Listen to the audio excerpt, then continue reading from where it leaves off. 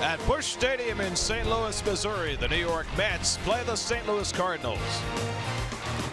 New York Mets baseball on SNY is brought to you by Toyota. Visit your local Toyota dealer or buy at Toyota.com today. Toyota, let's go places. By Spectrum. Hey, Mets fans, get the best TV, internet, and voice service today at Spectrum.com. By Fidelis Care. Here today, here tomorrow, here to stay. And by the Lincoln Motor Company.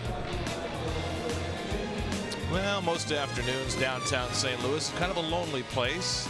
Not much foot traffic, not much car traffic.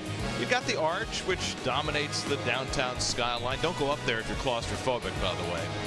But on this kind of an afternoon, all of a sudden, downtown gets a little more traffic, more people. It's a day game in St. Louis. And a pleasant good afternoon, everybody, and welcome to St. Louis. Gary Cohen with you. Keith Hernandez joins me in just a moment as the Mets play the rubber game of their three-game series against the St. Louis Cardinals. Cardinals won it last night 9-1. Aces on the mound today.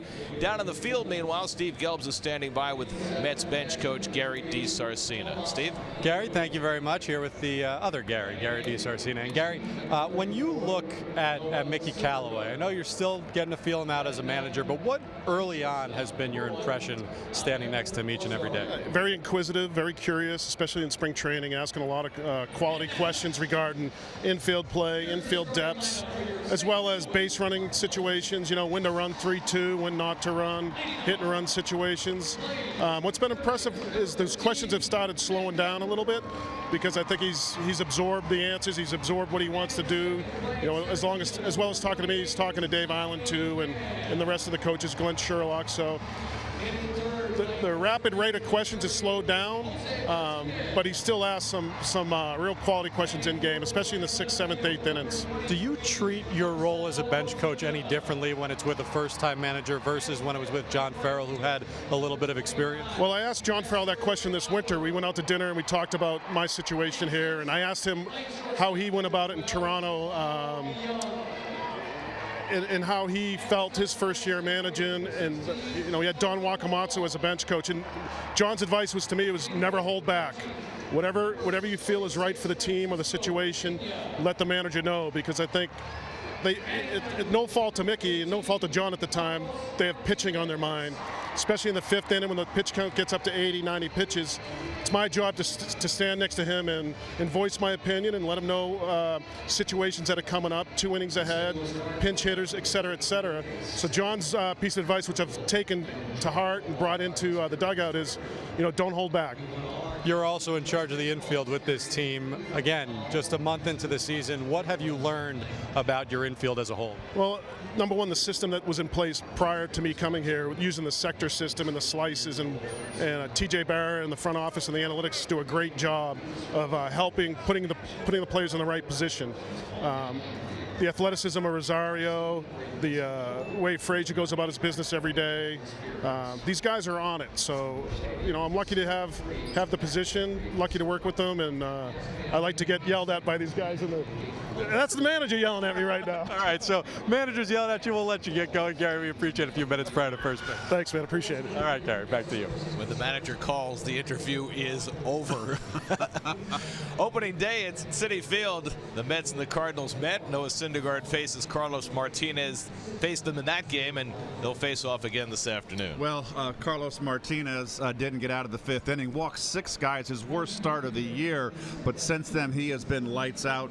And Noah Syndergaard has pitched good enough, but he hasn't really found his rhythm yet. He hasn't gone deep in the ball games, but look at his walks are outstanding. He's got 5 walks on the year, what new, and he's got the strikeouts. He's in the league leaders in strikeouts. So I'm looking for Noah to kind of find his rhythm, Gary. Hasn't gone more than 6 innings in a start this year. Meanwhile, Martinez makes his 6th start of the year. The first one against the Mets, not good. The last 4 have been spectacular. 2 against Milwaukee, 2 against Cincinnati, 1 run allowed in 27 1/3 innings, and no runs allowed in his last 18 innings of work. So a marquee matchup this afternoon here in St. Louis. When we come back from break, remembering our friend Rusty Staub.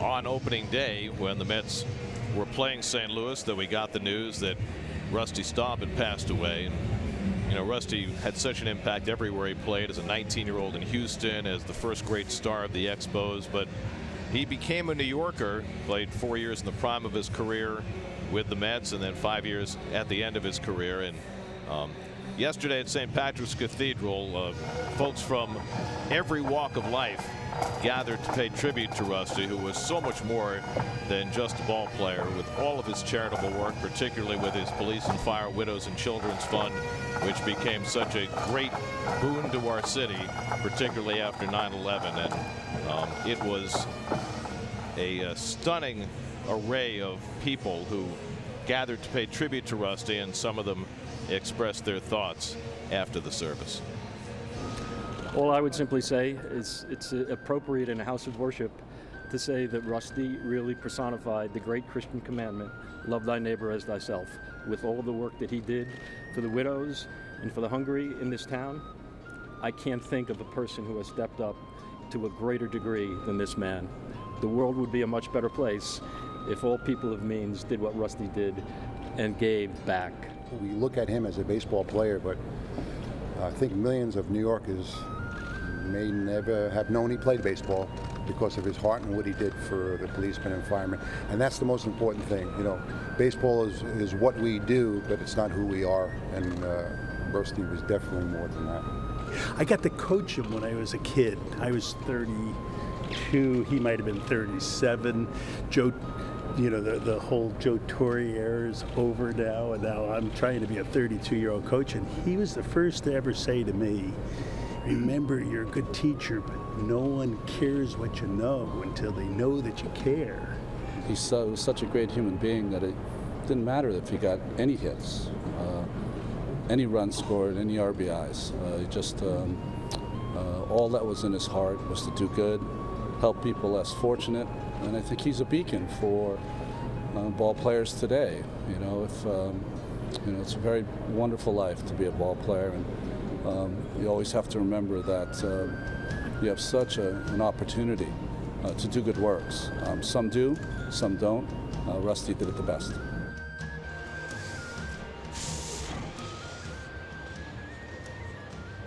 Well, as Ronnie was saying, it certainly can be said that Rusty lived the most complete and charitable life. And, you know, as Lee Mazzilli said, it didn't really matter if you knew he was a ball player or not. He gave so much of himself to everybody he met. Well, all those 4 comments from the various people that were on that video there are just so appropriate. There's nothing you can really add to it. I think it encapsulates who Rusty was. Just a fine human being, extraordinary man. He'll be missed. Sorry that we could not be at the St. Patrick's Memorial yesterday, but our hearts were there with all assembled. Rusty, we'll remember you forever.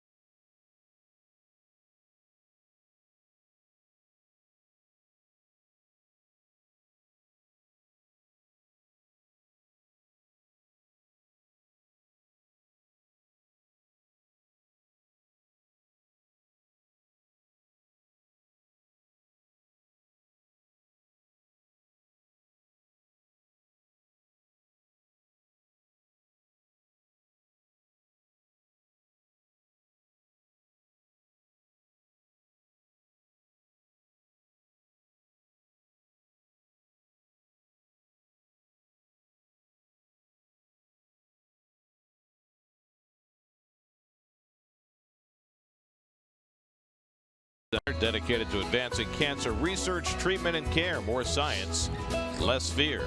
By Tri-State Buick. Experience the new Buick for yourself at your nearest Buick dealer. And by Old Dominion Freight Line, official freight carrier of MLB. Visit odfl.com for more information. Time for the Built for Baseball, brought to you by T-Mobile.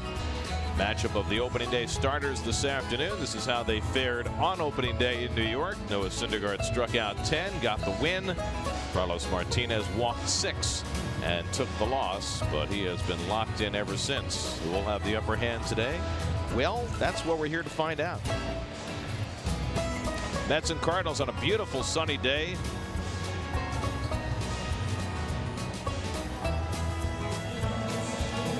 .62 degrees as we approach game time. Crowd filling up.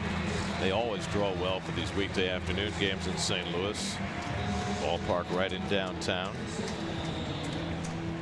Yeah, I remember these. They were called businessman specials in my day back in the 70s. They always had them in April. And now we have another one, Gary. Now they're business persons. Yes, they are. Because we are inclusive. Yes, exactly right. Geico Mets starting lineup. Michael Conforto gets a day off. Brandon Nimmo hasn't started a game in 10 days. He'll be out there in center field today.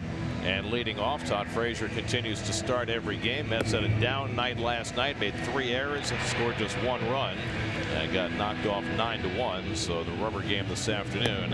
And a tough customer to face in Carlos Martinez. Well, you see his numbers right there. He's 3rd in earned run average in the National League at 1.42, 7th in Ks, 10.5 strikeouts per 9 innings. That's pretty outstanding. But he's got 5 hit batsmen here, and that leads the National League. So we'll see what happens. Yeah, he's hit 1 batter in every start. In fact, he's hit a batter in 6 straight starts going back to last year. He likes to pitch inside. Well, the cheap starting infield for the St. Louis Cardinals. Francisco Pena gets the start behind home plate. A rare start, a rare rest for Yadier Molina. Same infield here. That's the starting 4 right there, those cast of characters. And in the outfield, of course, you've got the Gold Glover and Ozuna with a tremendous arm out there in left field. Tommy Pham back in the lineup. He had to leave. It is remarkable. This is the Cardinals' 24th game. It's only the 2nd one that Yadier Molina hasn't started. And of course, in April you have off days and you have postponements. But still, he's 35. I agree, and it's catching too, Garrett. It's just grueling. You know, a day game after a night game, perfect time to set. And then last night when they moved him out in a lopsided game, he stayed in the game at first base. I was kind of surprised about that. So here's Nimmo's 6th start of the year for Brandon, who's done a terrific job. 500 on base percentage. First pitch of the day by Martinez is outside, and we're underway.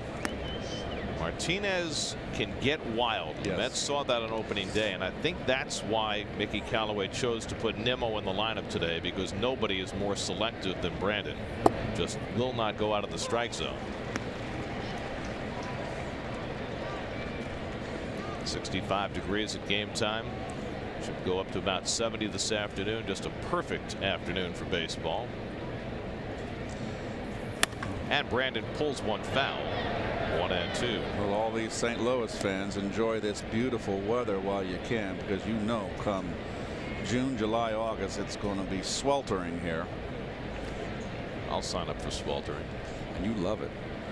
I played in it. I like the hot weather. You played on AstroTurf. That made it much worse. 95 for Martinez, and Nimmo fouls it back. Cespedes and Cabrera to follow for the Mets in the opening inning. Since that first start, Martinez since then has thrown 27 innings, only given up 1 run, 32 strikeouts. So he's found the range. He's got a new weapon this year that he's playing with. Right there. That's the cutter that he's added this year. He never threw a cutter before this spring, and he's throwing it quite a bit, 14% of the time, and he's already thrown it 3 times in this opening at bat against Nimmo. Cespedes waits on deck. So this guy already has a dastardly changeup, really good slider, and now that cutter as well to go with 95 plus. And he bounces one off the foot of Nimmo, and Brandon's aboard. So Martinez continues his streak of hitting batters at 7 straight starts, and this time he hits the first batter of the game. Well, I'm glad I mentioned the 5 hit-by pitches. So now Cespedes will come up with a man on. Interestingly enough, we got this note from Elias today that the hit batsman rate across baseball is higher than it's ever been since 1900. And we've talked a lot about how pitchers have adjusted to all the home runs in the game, and one of the ways that the Mets staff has tried to adjust this year has been to try to pitch inside more, and I would assume that that plan is true around baseball. Well, I think the steroid era scared a lot of pitchers about coming inside, and I think that's pretty much under control now. I believe that, and I think it's coming back to where the game used to be, where you have to pitch inside. Pitchers don't know how to pitch inside, and hitters aren't used to getting out of the way of the ball. So all of that adds up to a lot more batters getting hit this year. 1 out of every 93 batters. That's the highest incidence in history. And as Dave Island said about the Mets approach this year, he would love to lead the league in hit batsmen because it would mean that they're pitching more inside. And again, you know, that's not unique to the Mets. Cespedes 2 for 8 in this series. Nimmo runs, it's grounded over the bag, and that'll go down the line toward the corner. Nimmo racing for third. He'll be waved home with the first run of the game. Cespedes into second base with an RBI double, and the Mets have an instant 1-0 lead. 22nd run batted in for Cespedes. He's second in the National League. It's kind of unusual to see Cespedes getting not a home run, just a base hit here. This is a double down the line, down and in. Little ball running in beautifully right by Carpenter down the line with Nimmo on the run. Scores easily. I'd like to know where Cabrera was. He was in the on-deck circle. You got to help out your base runner here. You got to get to home plate and let him know whether to stand up or slide. So 2 batters in. The Mets have an advantage against Martinez. That snaps his 18-inning scoreless streak. And now Asdrubal Cabrera, who sat last night with a tight hamstring, back in there today. Cespedes almost stumbled off the bag after getting back. Cabrera leading the National League in batting. He's hitting at .349. There's Cespedes, who's closing in on the RBI lead. Incredible, isn't it? The way really he's looked at the plate. I mean, he's hit 200. And he struck out 41 times in 91 at bats. But he is piling up the runs batted in. Curveball low and in to Cabrera, 1-0.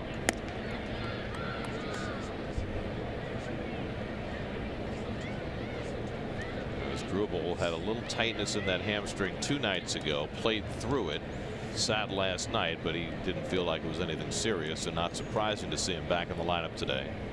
And why would he want to sit the way he's been going? And the cutter misses inside, 2-0. Well, right away here they're putting Martinez here in hot water, but I look at his composure on the mound here, something we haven't seen. He's very, very low key. He's usually very emotional and all over the place. Well, that was certainly the case in that opening day start. He got out of his rhythm when he started walking people. Walked 6 in that start and 4 1/3. And gave up 5 runs. But he's been so impeccable since. But the Mets getting to him quickly for a run and trying for more. Well, the last 2 starts he's had, he's gone deep in games, but he's given up 7 walks, 3 and 4 in his last 2 starts. Well, his walk rate is up this year considerably from the past. That's grounded to the right side. That'll advance the runner. Colton Wong makes the play on Cabrera for the first out of the game, but it's a productive out, moving Cespedes to third. I've said it a million times, well, not a million times, because I'm exaggerating. Well, but close to a million. Cabrera is such a good situational hitter. I believe 5 more and you get to a million. Do I get a get out of jail free card? Don't know. Maybe a free waffle or something. So the infield to come in for the Cardinals in the first inning with a run already in. Jay Bruce with a runner at third and 1 out. Jay's had a breakout series here. 3 hits, including a game-winning home run in the first game, and then last night had a base hit in 3 at bats and drove in the Mets' only run. Well, this is a case where I kind of agree. We see a lot of this early. Managers bringing the infield in with a runner on third, less than 2 outs. With a guy like Syndergaard out there, I would be inclined to bring the infield in. You see what Carpenter's doing? He's holding Cespedes at third base. I don't understand. When do you ever see that? You got the infield in. I mean, if you're playing the middle infielders halfway, okay, maybe. I think he's trying to prevent Cespedes from getting a good break if he runs on contact. Of course. He wants to hold him close to the bag. Now, the pitcher still got to pick you off. It's just the opposite side of first base, Gary. And you can take your normal leads. Now Carpenter's moved away from the bag. But that was so interesting. He did that for 3 pitches. Try and cut down Cespedes' lead. Bruce trying to hold on the changeup, and he stopped it in time. And it's 3-1. Todd Frazier on deck. So Martinez having a difficult time getting his feet under him in this opening inning, and the Mets trying to take advantage. He's already hit a batter, given up an RBI double, and now behind on Bruce, 3-1.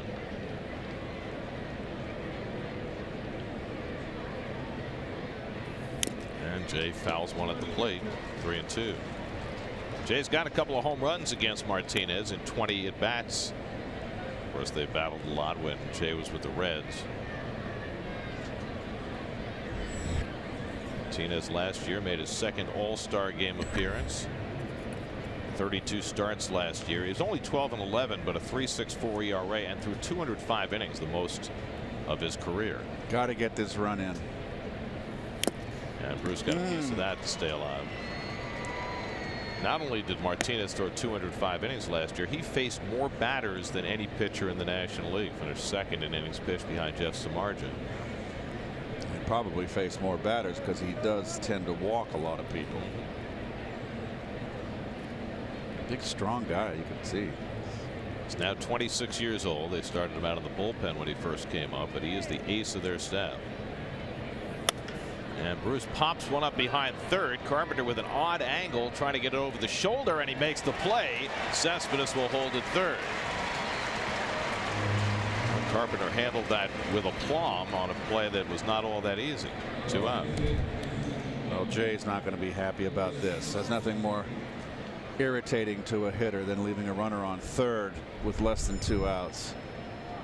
So now the infield can back up with Todd Frazier coming up. Todd's 2 for 6 in this series. See that on base percentage very high, the result of 19 walks, which ties him for third in the National League.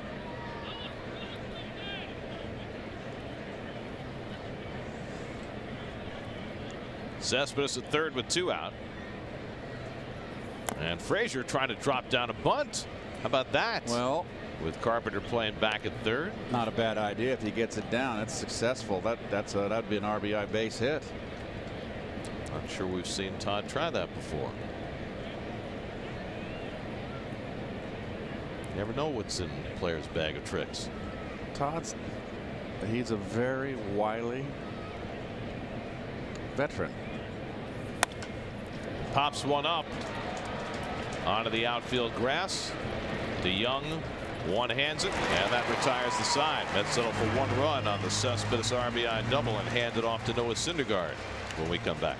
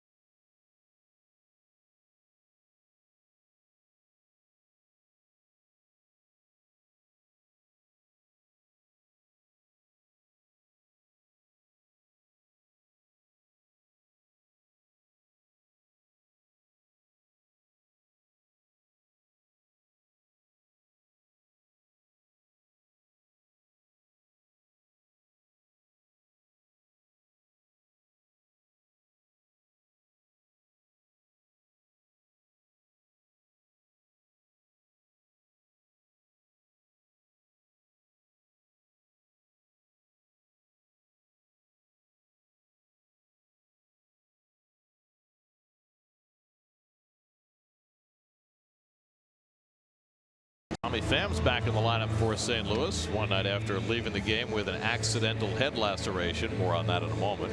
Day off for Yadier Molina. Francisco Pena makes his second start of the season.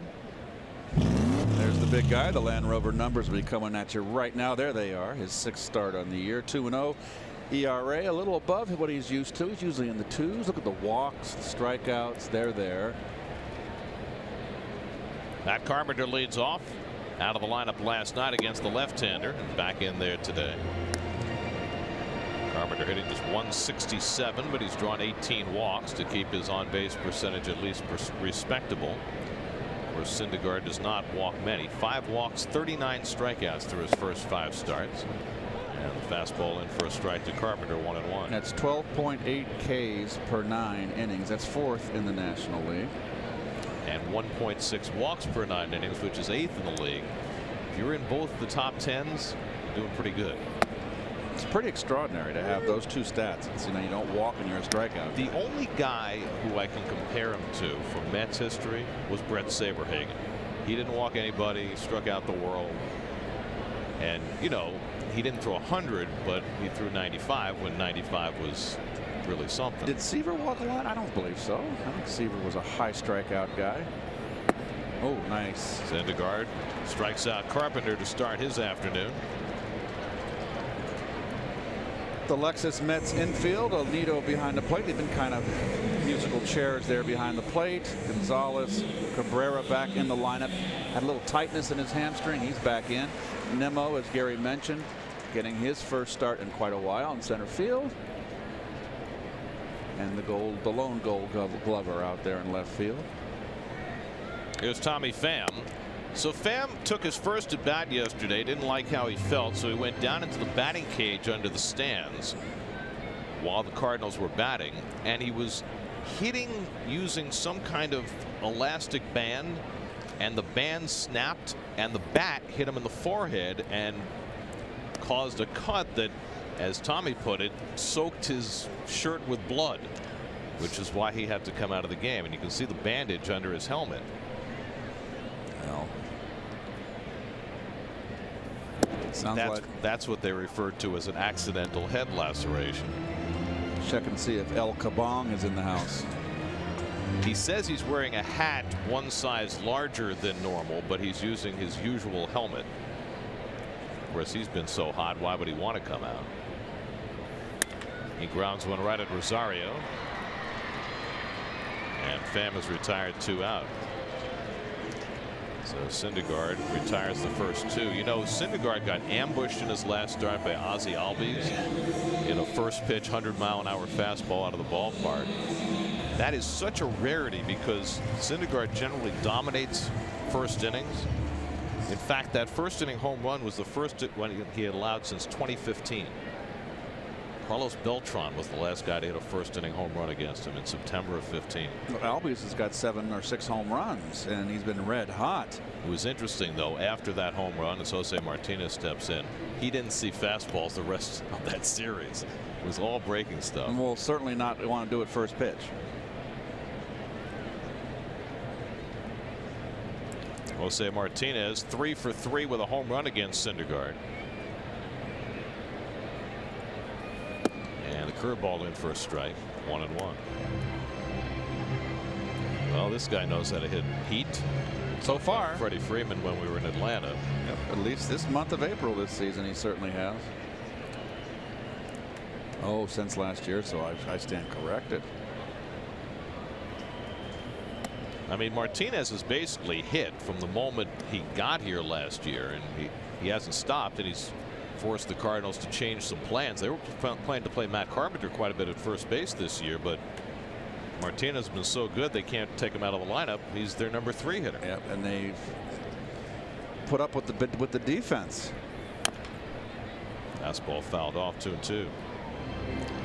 I mean, it's just remarkable when you think about the Cardinals offense being led by 2 guys who are, mid-career guys without much track record. Pham and Martinez, both in their 30s, both came up last year and have had remarkable levels of success.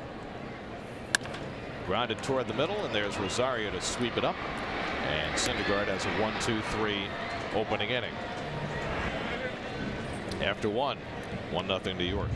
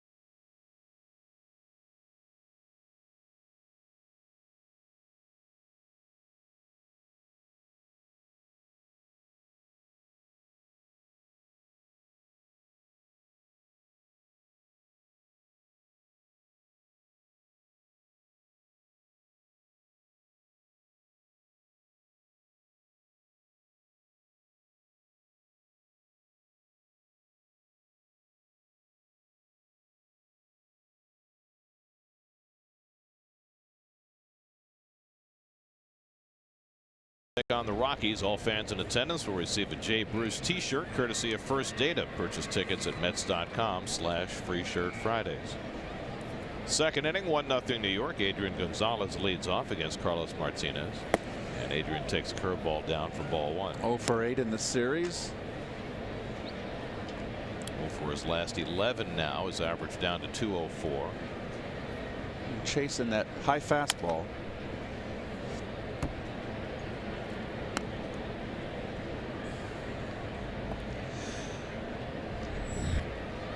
Tomas Nido hitting 7th. The pitcher Syndergaard hitting 8th behind Gonzalez. And slider in for a strike, 1-2.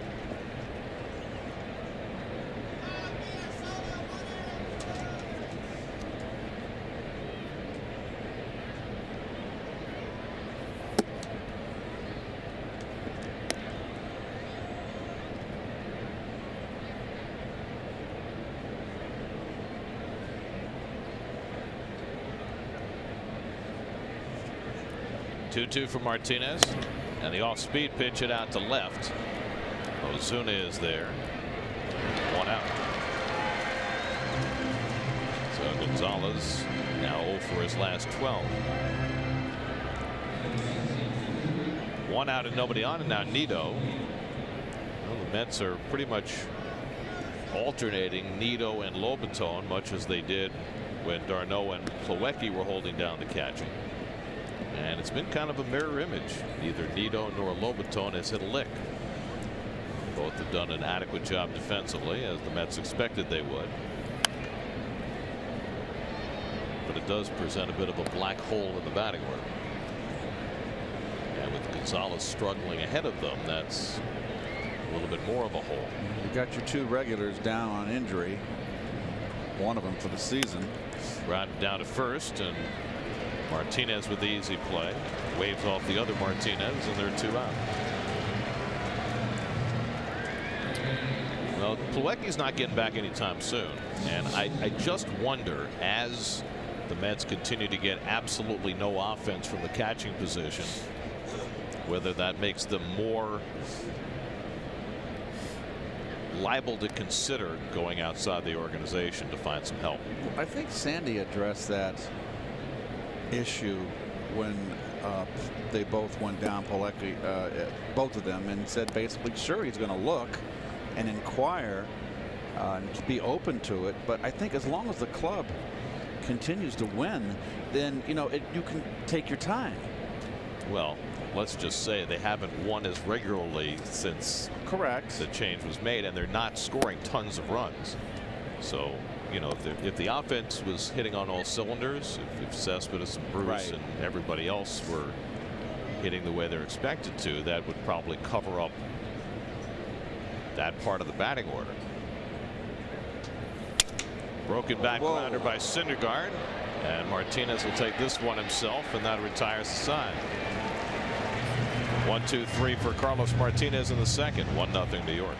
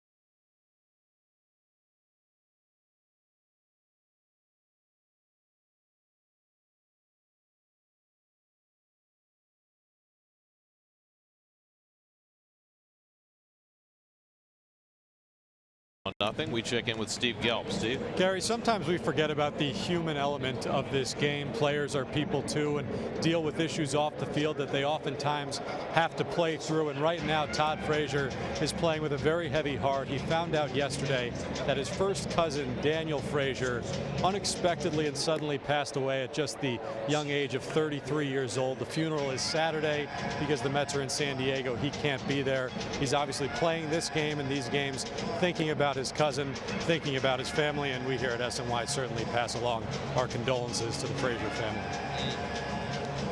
Well, that is so difficult, and all our best to Todd and the rest of his clan. That is just some terrible news.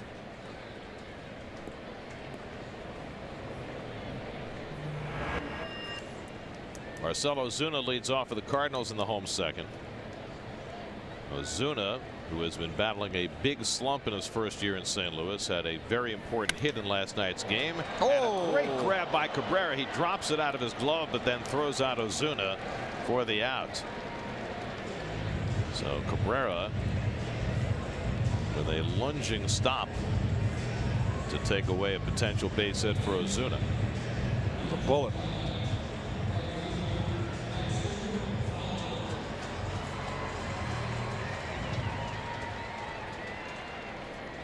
Tell you what, the Cardinal team is not running very hard to first base. I know it's a day game, and we've seen so many over the years now, Gary, these day games. The cobwebs are there.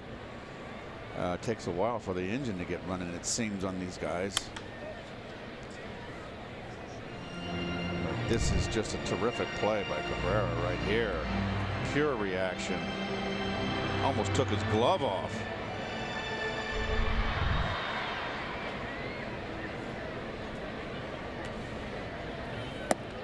he made a wonderful play going to his left in the first game of this series too. He's definitely looked a lot more spry this year, even though he's had that tight hamstring lately. Dexter Fowler at the plate, hitting just 188, and he strikes out on the changeup from Syndergaard. And that's the second out. Second strikeout for Noah. He's retired the first 5. And making it look easy so far.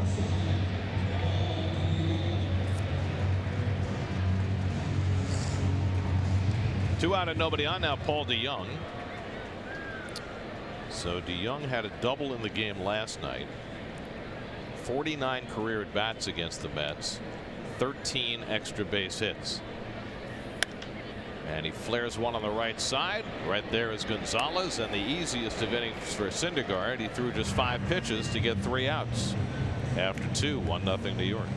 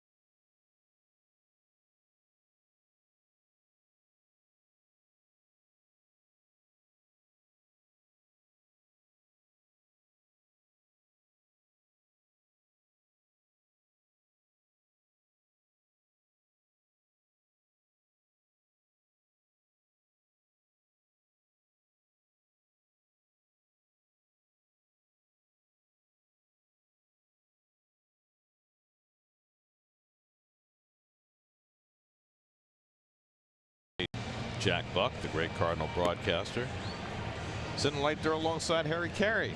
That's a young Harry on the left. And you can actually, they have a recording there where you can hear some of Jack's most famous calls. Obviously, the one that comes to mind is Ozzie Smith's home run against the Dodgers in that playoff. Go crazy. Yep. Go crazy, folks. And there's his microphone up on the wall with the retired numbers.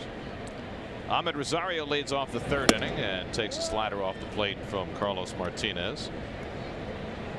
Rosario 1 for 6 in this series. So Ahmed is the Mets' youngest player, right? He's 22 years old. The 2 youngest players in the major leagues now play for the same team, the Atlanta Braves. Right? Ozzie Albies was the youngest player in the league, and yesterday they called up Ronald Acuna, great prospect. In comes Pham to catch the fly ball by Rosario. Well, today the Braves are playing in Cincinnati, and Acuna hit his first big league home run in his 2nd game, and Albies also homered. So the 2 youngest players in the majors homered for the same team in the same game. So Albies has got to have like 8 home runs. Oh, so yeah. He's got 8 home runs. He's got 8. Yeah. That ties in with Harper and Charlie Blackmon. He's 21. Acuna is 20. You know, Ronald Acuna's dad played in the Mets organization. He was an outfielder.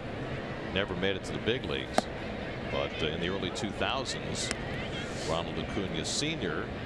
was a Mets farmhand, and now the Braves have what I think all the scouting services regard as the top prospect in baseball in the big leagues.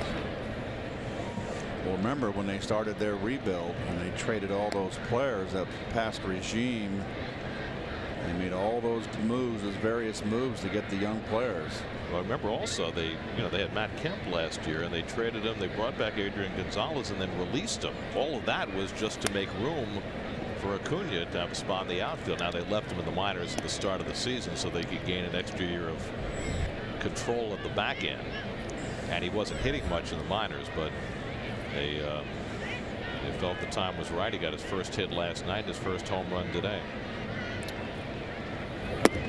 Nimmo takes a slider, strike 3 called. Pretty good pitch right there, backdoor slider. First strikeout of the day for Martinez, and they're 2 out. I shouldn't say pretty good pitch. Outstanding pitch. Especially when it goes back and forth like that. It's like a yo-yo. It's hard to follow that, you know.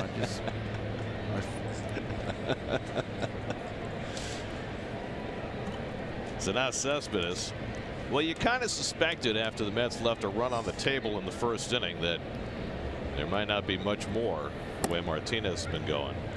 Mets had a run home, a runner at third with 1 out, couldn't get him in, and now Martinez retired 8 in a row. Cespedes doubled in that run in the first inning. The only hit in this game for either side. And a fastball for a strike. 1-1.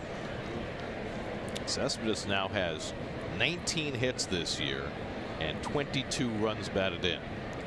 That is hard to do. Half those runs, Garrett, the ground's out to short. Oh, Hobbled boy. by DeYoung, and Cespedes aboard on the air. Totally misplaced by DeYoung. Well, He opted for the backhand, had plenty of time on a routine ground ball to get in front of this. And there you go.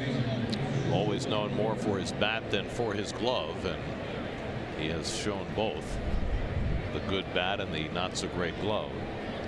Interesting that you're talking about the 22 RBIs for Cespedes. 11 of them have come, which is half, have come via the home run. Yeah.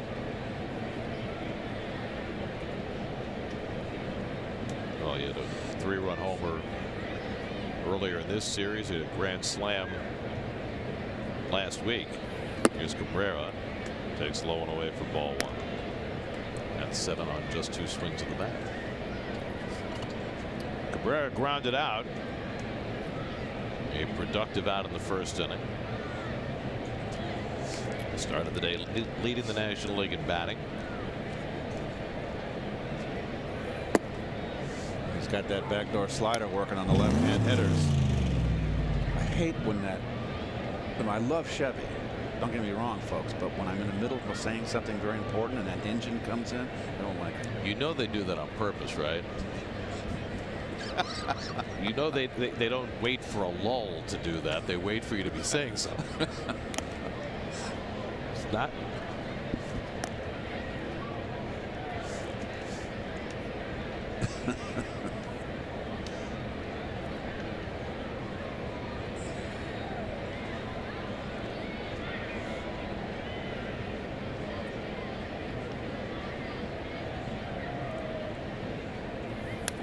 Good cut.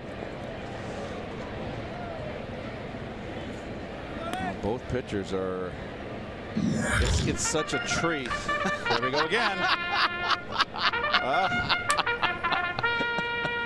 You know, it's not often that we get both of those in the same half inning, but since you spoke up, you can expect more of that now. I'm getting a little heated up here. A little gun shy now.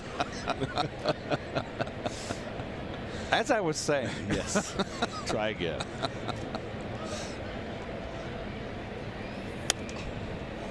Guerrero pops one up. Pena sheds the mask, should have room, and puts it away to retire the side. An error and 1 left. Syndergaard back to the mound with a 1-0 lead.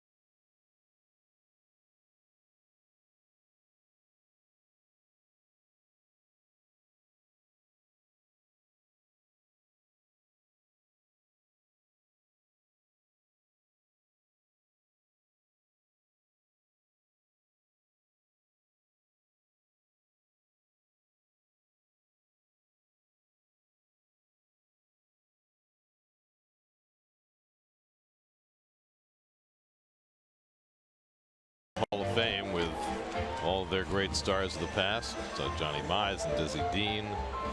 We mentioned it yesterday that the Cardinals employ 4 full-time curators who roam the country looking for Cardinals memorabilia for their museum. St. Louis Browns snuck in there. They became the Baltimore Orioles. What year did they move? 54, the year after the Braves moved to Milwaukee.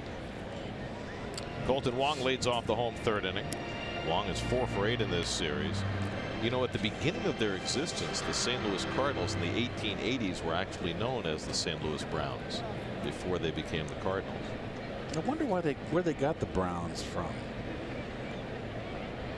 We know where the Cardinals came from. I mean, St. Louis is just loaded with Cardinals and Blue Jays. Then why weren't they the Blue Jays? Syndergaard's had a good changeup so far this afternoon. Yes, 0-2 to Wong. Yes, he has. And he's used it against the lefties. Getting a good sink action. 0-2. And he struck him out. 3rd strikeout for Syndergaard. He's retired the first 7. And he's doing it with a minimum number of pitches. Right there. Got him inside.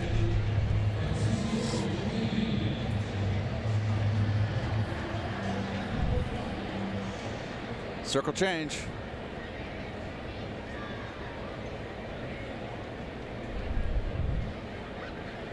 So now the catcher Francisco Pena takes fastball for a strike. It's just, sorry, I had a thought, but I'll hold it. Now you're going to have to tell the whole class. Well, here it's going to come shortly. It's just a marvel at Syndergaard with his command. We talked about he's only has 5 walks this year. You know, strikeout guy and a low walk ratio. Broken bat knocked down by Syndergaard, and he throws out Pena. Ball was not hit all that hard. No damage done, and Syndergaard waves at the dugout and says, "Don't even bother." Oh, he broke his bat. That was a soft liner.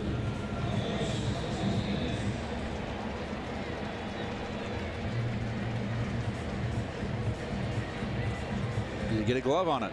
No. Got off the back of the, just above the knee. And, yeah. And the hammy. It was not. It was not well. No. Spit on it.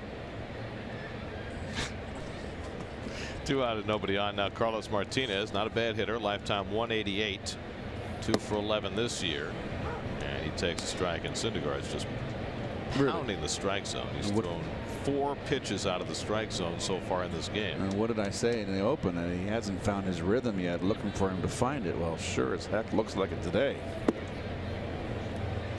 And I was saying, I'm marveling at how hard he throws with such command and just a very. There's no motion. You think of someone that throws through a brick wall like Nolan Ryan with the big windup, like a locomotive. But Syndergaard's very simplistic. It's just arm strength. Well, he went to that, you know, almost stretch position for his windup a couple of years ago, just to try and make the mechanics easier. And it seems not to have cost him anything in terms of velocity. I'm just thinking, if he had a windup like Nolan Ryan, how hard could he throw it?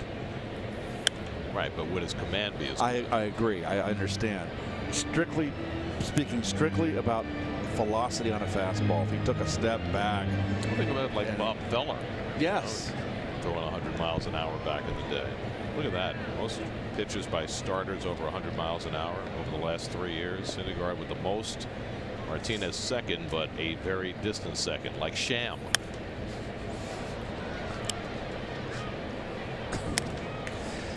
Gary, I love your sense of humor in these day games.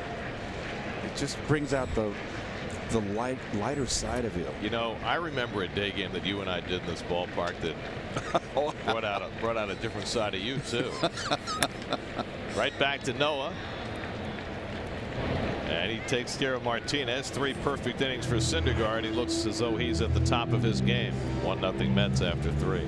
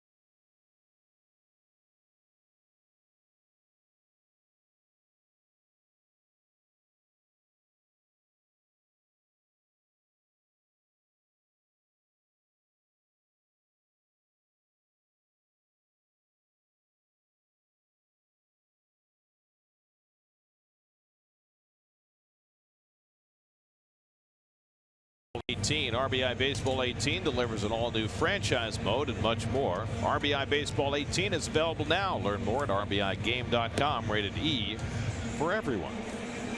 Everyone. There you go. Everyone came to the ball game today. Couple looks like a biker. Now you don't know that. I don't know. I know. I'm painting with a broad brush. Could have a Vespa for all you. Oh, there's a couple blues. Good to have the Met fans in the house for a beautiful afternoon in St. Louis. Well, we promised you a good pitching matchup, and we've had that so far. There's been only one hit in this game. Cespedes' RBI double in the first. That drove in the only run.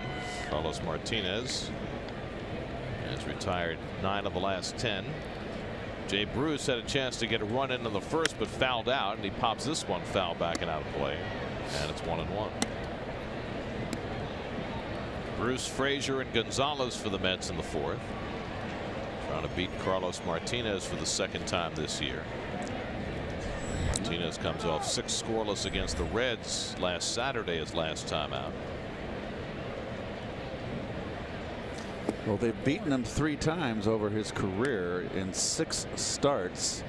This is his 7th start against the Mets, and he's 3-3 lifetime. Little dribbler, and Martinez off the mound. Bruce retired, 1 away.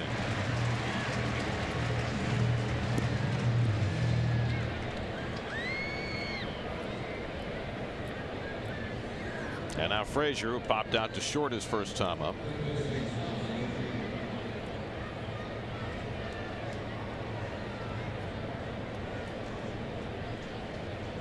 Carlos Martinez, who switched his number to 18 following the death of his friend Oscar Taveras. Great outfield prospect for the Cardinals, who was killed in a car accident 4 years ago. It's my rookie number with the Cardinals. 18. And what was wrong with 18? I never cared for the number 8. I like odd numbers better than even numbers. Don't ask me why. But you like 7, and 8 minus 1 is 7. All 37 and 17 all add up to even numbers. Yes, Kev. Very good. It's true too. Go to the head of the class. Cutter off the plate to Frazier, and it's 2-1. Well, and the 7's my favorite number. So there's a 7. A pitcher.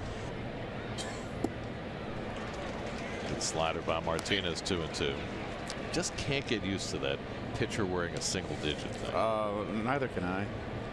But there are a bunch of them around now. Mike Leake wears 8. Marcus Stroman wears 6. So there are a few of them.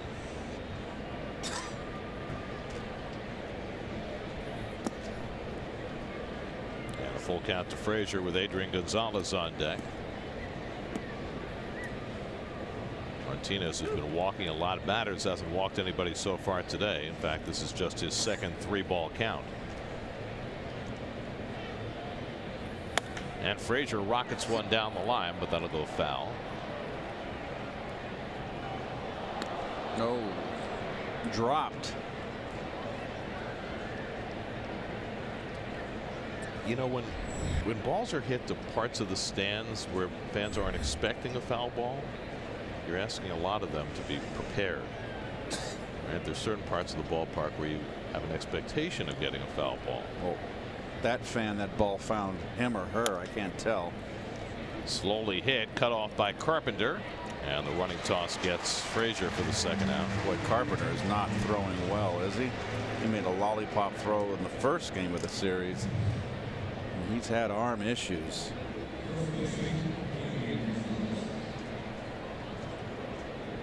What do you think he was looking for?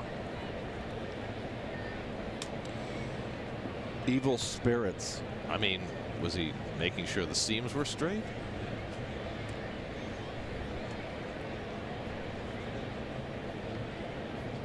Two out and nobody on for Gonzalez, and Adrian hits one in the air to right center. Long run in for Fowler, and he dives and he can't make the play, and Adrian's got a base hit. Fowler, I'm not sure if he misjudged that ball because he did not appear to be coming full speed. It did not. He looked awfully slow, didn't he, Gary? He sure did. And this is a lot of hang time. Look at that. It looked like he was going all out till the last couple of strides. So that was interesting. And the Mets have their second hit of the game. A 2-out single for Gonzalez. And that'll bring up Nito, who grounded out to first base his first trip. Nito making his 5th start of the season. And he takes a breaking ball for a strike. So someone, I just got a text that the St. Louis Browns wore brown socks. So it was like similar to the Red Sox, the White Sox. Why did they call them the Brown Sox? I know. But that's what I'm getting. So right. Well, I know brown was part of their uniform. Right. It really was not a good looking uniform. It was like the early Padre uniform of those days in the 70s. Mustard and mud. Oof. And Nito goes down swinging. And that ends the inning. Second strikeout for Carlos Martinez. What is he looking for? Yes, it's a baseball.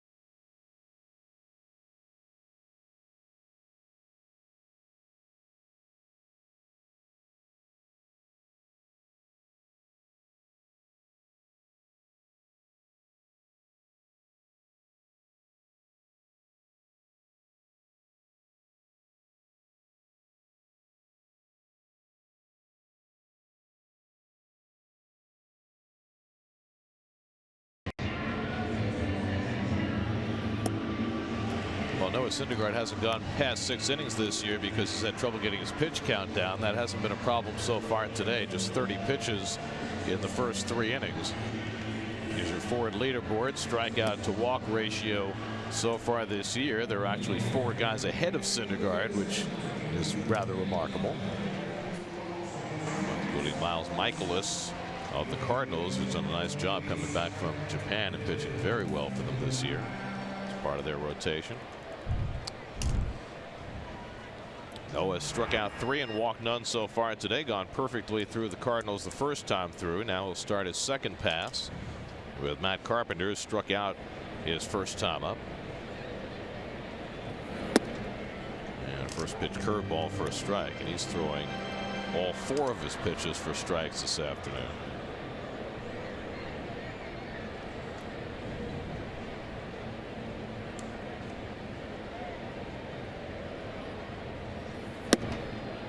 Carpenter saw his batting average plummet last year, and it's plummeted even further this year. Still getting on base regularly, but you have to wonder where he's at right now after going to a launch angle swing and saying he's going to ditch it this spring, and he hasn't hit home runs or for average so far this year. It has been a bitterly cold, I don't have to tell you folks in New York, or Gary right here on my left, a bitterly cold first month of the season. Carpenter whacks one out to left, chasing Cespedes back. He's got room. Step onto the warning track to get it. That's the first ball the Cardinals hit to the outfield today. 1 out.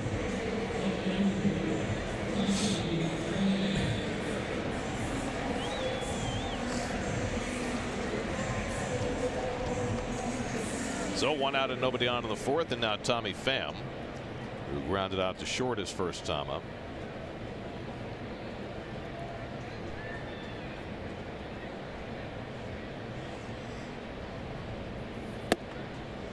After his batting cage accident yesterday, Pham was most concerned,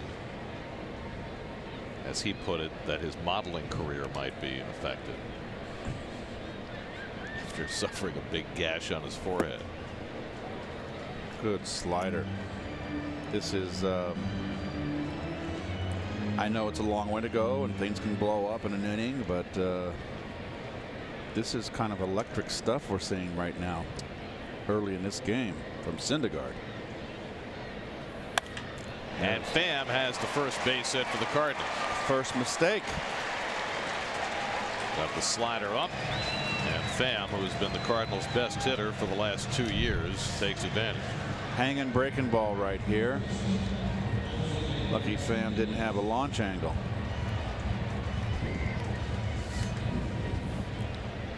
So the Cardinals have their first base runner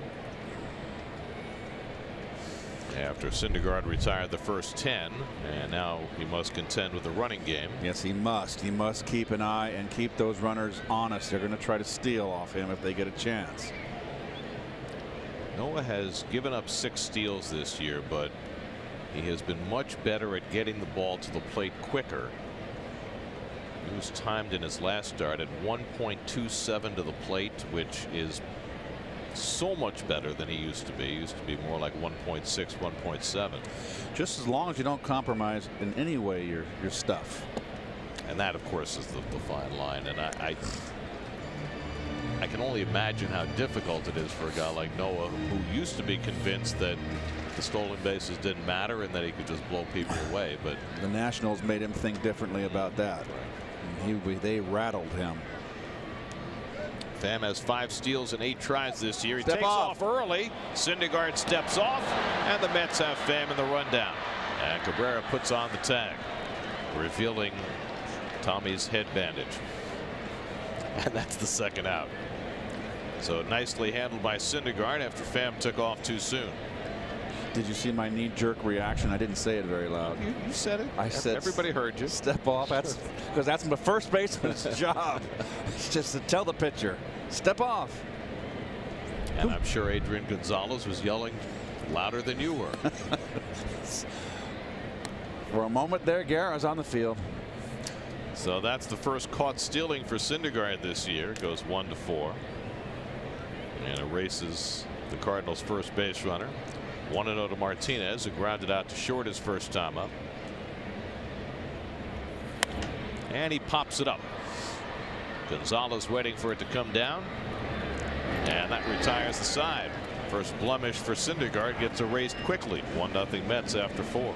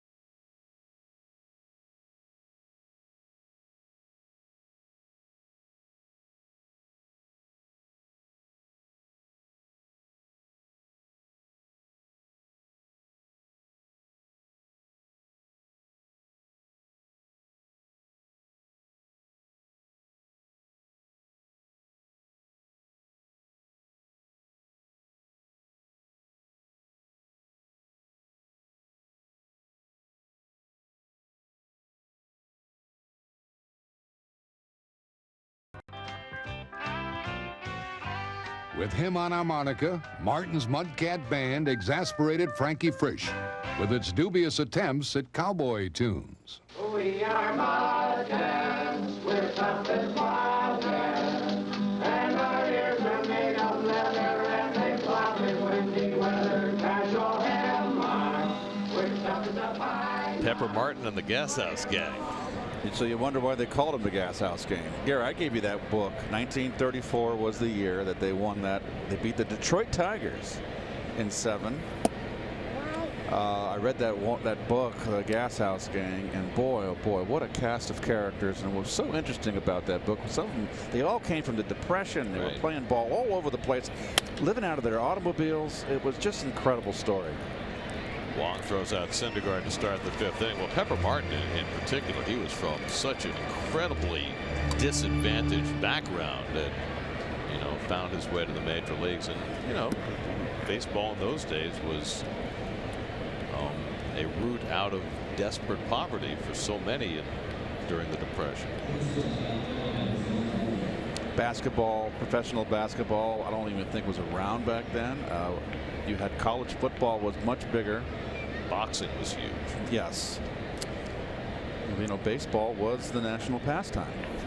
Ahmed Rosario hits a sharp ground ball at DeYoung. He handles this one cleanly and throws out Rosario, and quickly there are 2 out. And this pitcher's duel rolls on. So Martinez, first 2 times through the batting order, has given up just 2 hits, and he inspects that baseball and finds it wanting. And now he'll face Brandon Nimmo, who scored the only run of this game. He was hit on the foot by a pitch leading off. Cespedes, the next batter, hit a double inside the third base bag. Nimmo scored from first, and that's been it.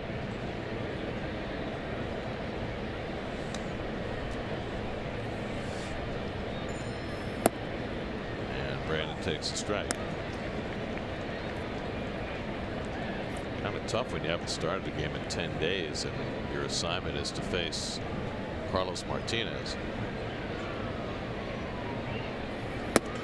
Oh, nice pitch, nice changeup, good movement.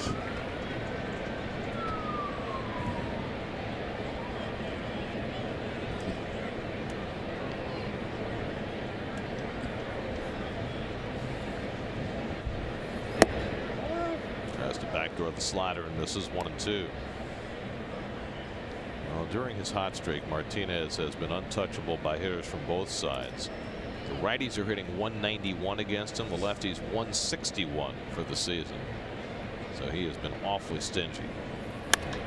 Nimmo flies one along the left field line. And that'll land untouched.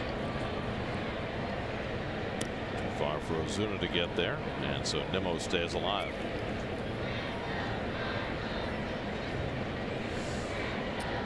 What a magnificent day. It is. I haven't had too many of these early in the season. This is to be relished. I haven't even got my jacket on. I'm in my shirt. Perfect.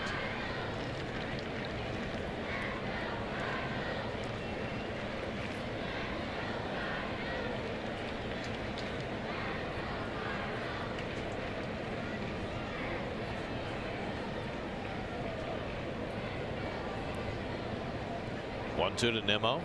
Oh, and it hits him again. Wow. That one just got away from Martinez. He yanked that fastball and hits Nimmo in the leg. And so now Martinez has hit 7 batters this year, 2 in 1 game, and both have been Nimmo. Like a pincushion. Brandon will, by hook or crook, will find a way to get on base, won't he? I got him on the back leg. It sure did. I think it grazed his front 2.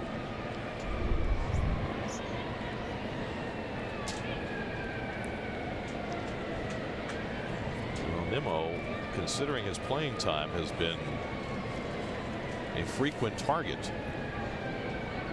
It's now 4 times he's been hit this year in limited plate appearances.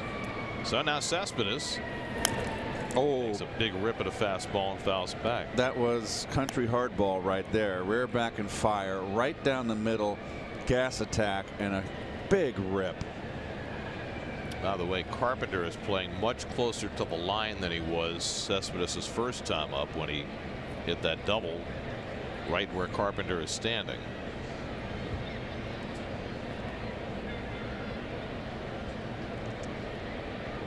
That's too close to the line for me, Gary. It's just ridiculous. You're playing that deep. You can be 10 feet off that line and cover. You're leaving that big hole right there. I mean, what's the philosophy here? I don't want to give up a double down the line because it'll score a run. We're willing to give up a single. I guess. You got Cabrera, who's leading the league in hitting, coming up next. I don't buy it.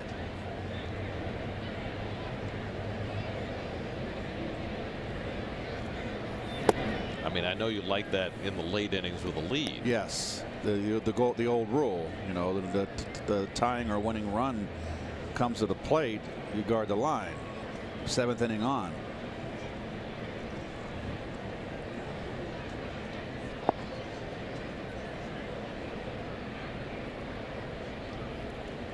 Well, I'm certain that the defensive positioning comes from the dugout. Oh, of course. From their analytics. Well, our Steve Gelb's pregame interview with our bench coach Gary DeSarcina about the different quadrants of the field. I guess slices they call it. Right. It's much more refined today. But in this case, they made a mid-game adjustment against Cespedes. Yep. Based on where he got that base hit his first time up. But Cespedes pulled the ball. I thought that was a sinking. I thought it was an off-speed pitch. An off-speed pitch, the hitter's more inclined to pull because it's off-speed. And that was the communication with the shortstop to the third baseman. For me, the second baseman communicated to me when an off-speed pitch came. We talked about that last night.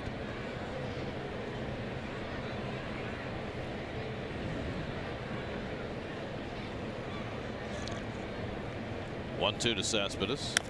And a slow ground ball. Martinez backhands the off-balance throw, not even close. And Martinez did well to keep that from going down the line. Jose Martinez. It's an infield hit for Cespedes, and the Mets have 2 men on.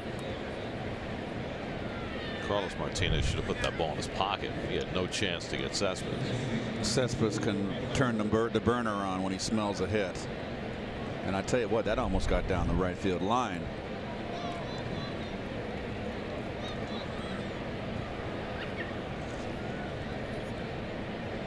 So the Mets got a runner into scoring position for the first time since the first inning. And Francisco Pena will spend a mound visit here. Colton Wong will take the opportunity to join. Probably going to change signs and just give Martinez a little breather here. It's a big out. 2 outstanding pitchers out here today. This game could be decided by 1 run, 1 mistake. So 2 on and 2 out for Cabrera, who has gone 0 for 2 this afternoon. A ground out and a foul out. Nimmo at second, Cespedes at first with 2 down.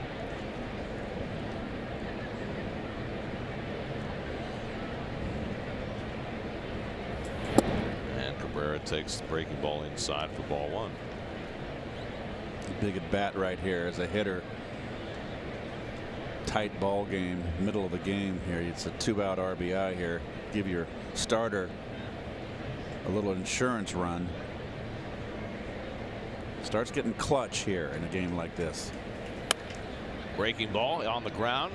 Wong's got it, and he throws out Cabrera to end the inning. So Martinez works through 2-out trouble halfway through. 1-0 New York.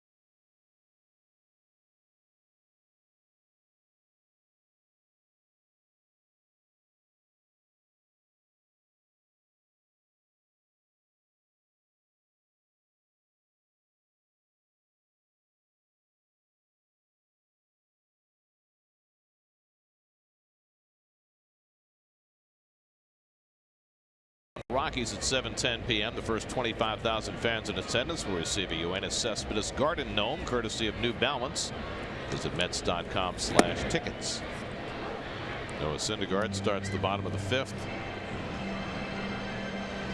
with a 1-0 lead and just his 40th pitch starting the 5th inning. Ozuna robbed of a hit his first time up by Cabrera and goes chasing a changeup out of the strike zone, and it's 0-2. Boy, I tell you what. Has he ever had a better changeup than he has today? And to throw it to a right-hander too, and keeping that location down. I mean, and he goes back to it and strikes out Ozuna for his 4th strikeout of the day. This is just an overmatch right there. What are you going to do? There's that grip, and it's not so, Gary. It's a great pitch, but look at the location. I'm marveling at this today. I love it. 1 out. Here's Dexter Fowler, who struck out on 3 pitches his first time up. And he gets a first pitch fastball at 99 miles an hour, first strike. Here's G pitch cast. Well, you can't. That's location, Keith. That's paint your wagon. Whatever you want to call it. V's and black. Lerner and Lowe. Black and Decker. Remember when the Giants had the battery of Black and Decker? Bud Black, Steve Decker? No, I do not. I never faced Bud Black. That was the 90s, I guess, right? Yep. That's when I kind of checked out of baseball. Remember that those days? I just checked out for around 5 years after I retired. And that home run chase with Sosa and McGuire brought me back. Well, it's good to have you back. You were missed. 1-2 to Fowler. Struck him out. Nasty slider from Syndergaard for his 5th strikeout, and he's just getting rolling. Tomorrow night, the Mets begin their series in San Diego. Jacob deGrom goes tomorrow night against Clayton Richard. Jason Vargas makes his Mets debut Saturday against the rookie lefty Joey Lucchesi. We're excited to see him. And Zach Wheeler Sunday against Brian Mitchell. There's Paul DeYoung, and he takes a curveball out of the strike zone for ball 1.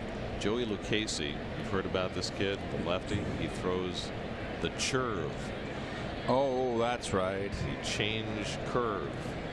So another gimmick pitch. He's gotten off to a really nice start. Padres have some young players of note, but the guys that they brought in, the veterans, have done nothing for them.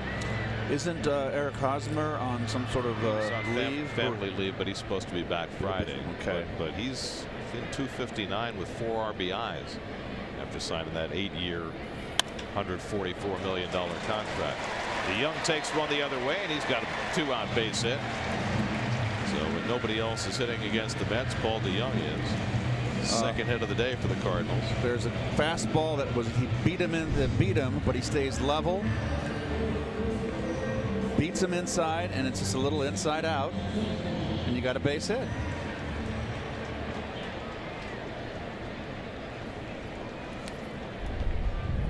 So tying run at first with 2 out.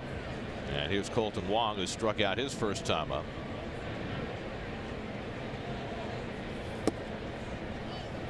And that pops out of Nito's mid, but DeYoung doesn't move.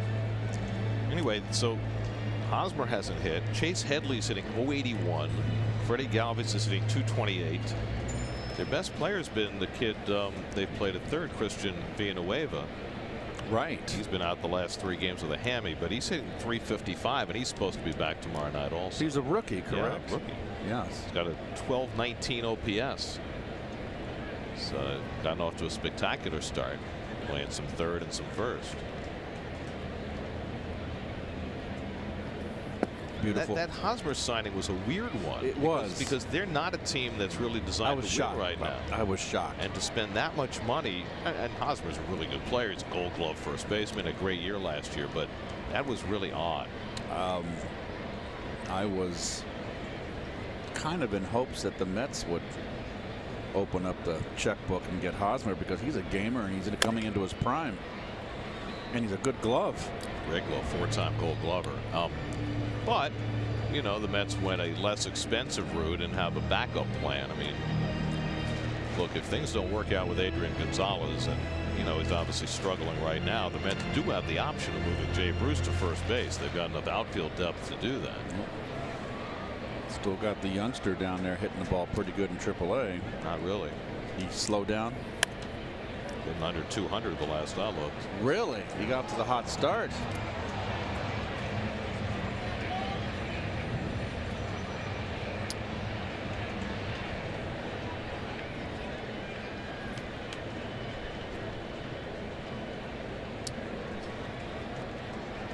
Two and two to Wong with 2 out. And he just got a piece of that changeup to hang in there.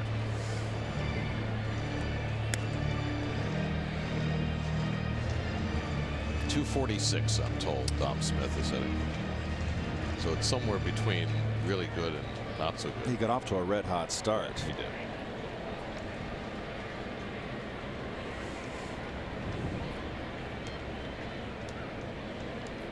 Two coming. And another one fouled off. This time a slider. So the hardest working inning for Noah so far. 16 pitches. It's a guy who averages over 17 pitches an inning this year, but threw just 39 in the first 4 today. And now trying to put this inning to bed against Wong, who's about to see a 7th pitch. And it bounces in there, and it's 3-2. First 3-ball count of the afternoon for Noah. Dominic Leone up in the bullpen with the pitcher's spot 2 batters away. Boy, I'd have trouble batting for Martinez at this point of the game. A 1-0 game. I think Martinez is 3 batters away. It's a big inning, a potential blowout inning. But Wong flies one out to left. Sussman is shading his eyes as he comes, and he makes the catch to retire the side. He's got the sunglasses on just like the Garden Gnome. Oh, very perceptive of you, Gary. Yes, they're cool.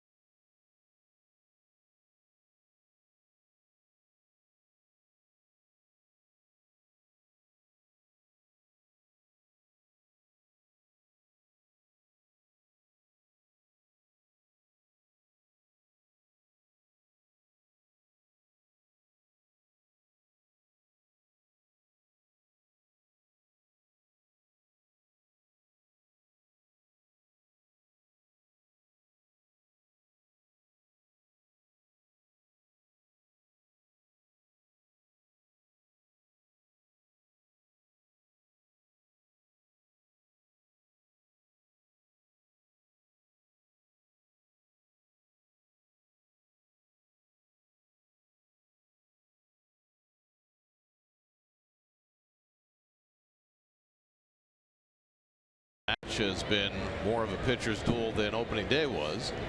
Syndergaard and Martinez have been terrific. 1-0 New York as we go to the 6th. Martinez at 75 pitches, Syndergaard at just 57.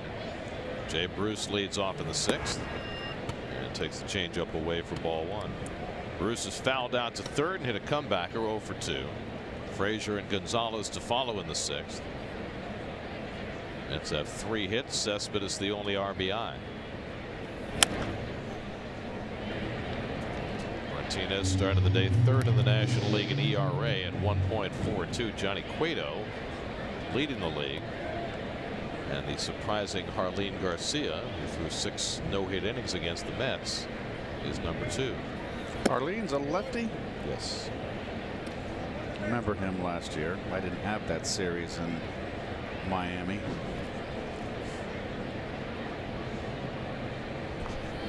Off speed, drilled down the right field line, and Bruce has a base hit, cut off by Fowler, and he'll hold him to a single.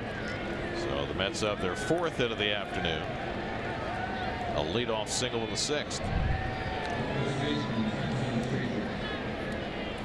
Now the change. It seems a little bit to me, get that sinking action from Martinez. He kind of likes to go from 3/4 a little bit down, a little towards the sidearm side to get that ball to run away. And it's a different point of release. It might be a tip-off on a changeup. Keep an eye on that. Here's Frazier. He runs that one inside for ball 1. Todd's popped up and grounded out 0 for 2.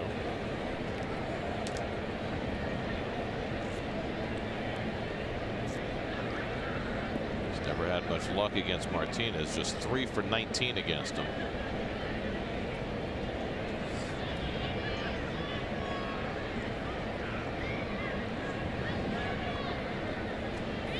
And that one hits him, the 3rd batter that Martinez has hit today. He gets in trouble, and that hurt. You saw the reaction by Todd. That got the elbow, and that hurts. I believe it did. So let me ask you this, Keith. You got a pitcher out there who's an ace pitcher, and he hits people every game. And he's hit 3 Mets today. So Frazier got plunked there. At what point does Syndergaard take it upon himself to do something about that? I don't. You know what? I wouldn't, if I was a player and it was happening, and even if I was one of the 3 that got hit today, he's not doing it on purpose. But does that matter? I would not want my pitcher to retaliate. I don't feel it's necessary. It's only when it's. It just doesn't happen in today's game. He gets. If you notice, he's starting to throw more sidearm, right, Martinez, and that's where he gets in trouble. He's got to get his arm up. And that, when he throws sidearm, that's kind of like how Joaquin Andujar used to pitch sometimes. You throw sidearm. When you're out, that's not 3/4. The ball's going to run in to a right-hander away from a left-hander more and be flat. But he has to stay a little more on top. Is it a sign of him getting tired? I don't know. Didn't Pedro have a release point much like that? Not so sure, yeah. Rough swing by Gonzalez, and it's 0-2. Adrian had a 2-out hit his last time up, but here with a runner in scoring position, quickly down to the count 0-2. That's with their best scoring chance since the 1st inning. Base hit by Bruce. Frazier hit by a pitch. After Gonzalez, though, you've got Nito and then the pitcher.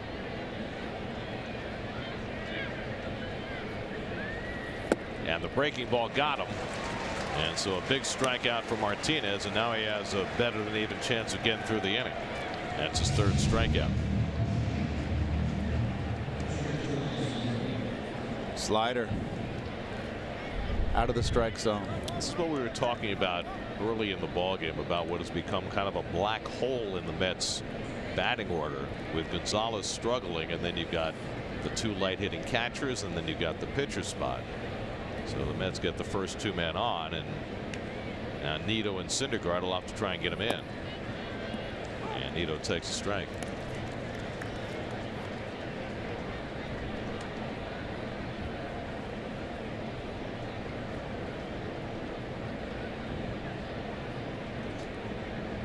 Nito was grounded out and struck out 0 for 2. looking for his first RBI of the season. And he grounds one down to third. Carpenter steps on the bag, throws across the diamond on a hop, pulled out by Jose Martinez, and they complete the double play. Boy, Carpenter really is throwing poorly. Oh boy! But Jose Martinez with a nice pick, and they turn the 5-5-3 double play to end the inning. And no challenge by the Mets. And thus, Carlos Martinez finds his way out of trouble. To the bottom of the sixth, still 1-0.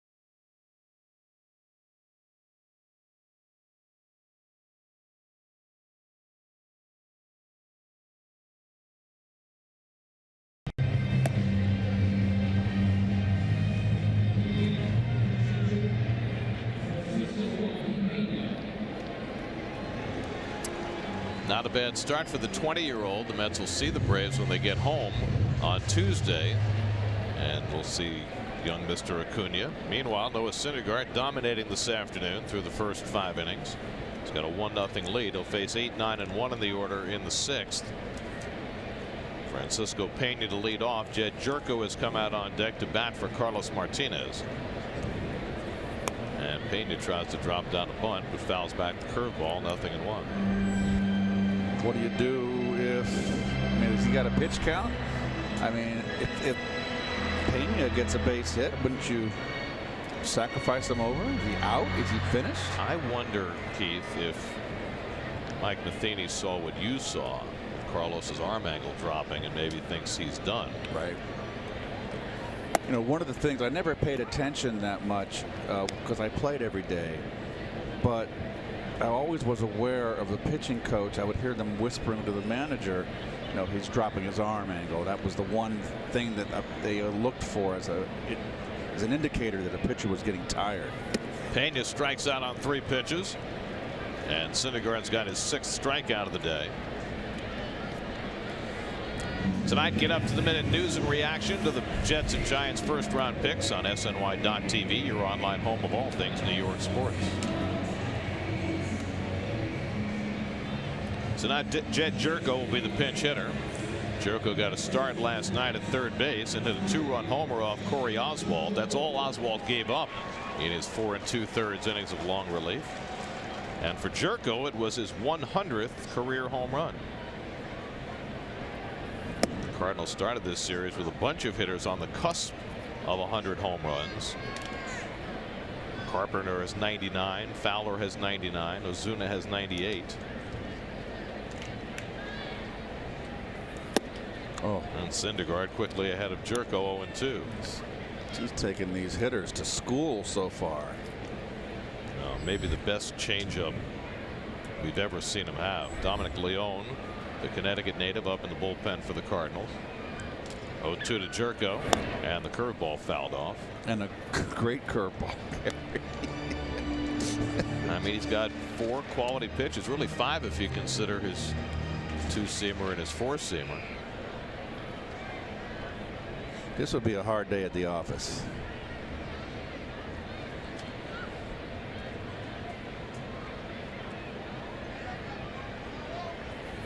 Jerko rolls one out to Rosario, and there are 2 out. And Syndergaard just keeps rolling along with a very low pitch count.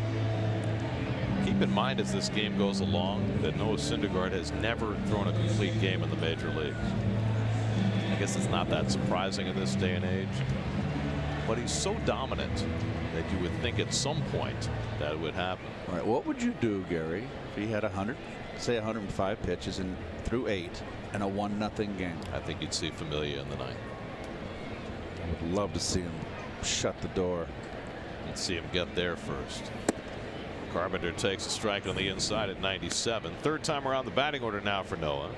You got Carpenter on strikes in the 1st, on a fairly deep fly ball to left in the 4th. This is certainly the most dominant Noah has been this year. I mean, he has not yet thrown a pitch in the 7th inning of any of his starts. And here he is trying to complete the 6th and only 66 pitches. That's because he just hasn't had a game like this yet where it's all there. And he drops that curveball in for a strike, 1-2. Well, in so many of his prior starts, he was running deep counts, and there were a lot of foul balls against him. We haven't seen that today at all. Instead, we've seen weak contact in the field of play. This is a dominant performance, but he's still got more work to do. 1-2 coming. And slider down at the feet of Carpenter, 2-2. Always like to see pitchers how they perform in close games, 1-run games. From the middle to the end.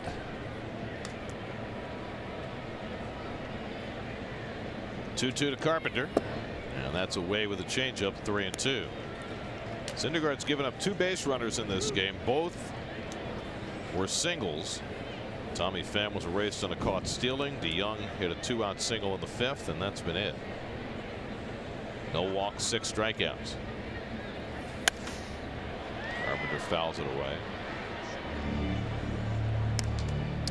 Well, there's been quite the bifurcation in the Mets rotation. The 2 guys at the top and then everybody else. Or look at it this way. Coming into the game, the last 5 starters not named DeGrom had a 7.33 ERA the last time through. So even Syndergaard has struggled at times. I mean, DeGrom's been the only guy who's been dominant, but Syndergaard has been that so far today. DeGrom has been most consistent, most polished. Syndergaard now has finally had his first precise game, and we're still got a ways to go, as I said earlier. Long at bat here for Carpenter, who has a propensity for those.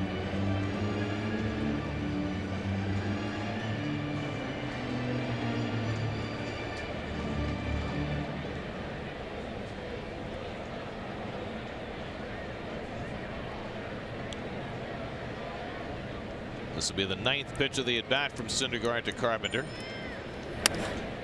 Golfed one, gloved by Gonzalez, side retired. Syndergaard through 6 with a 1-0 lead.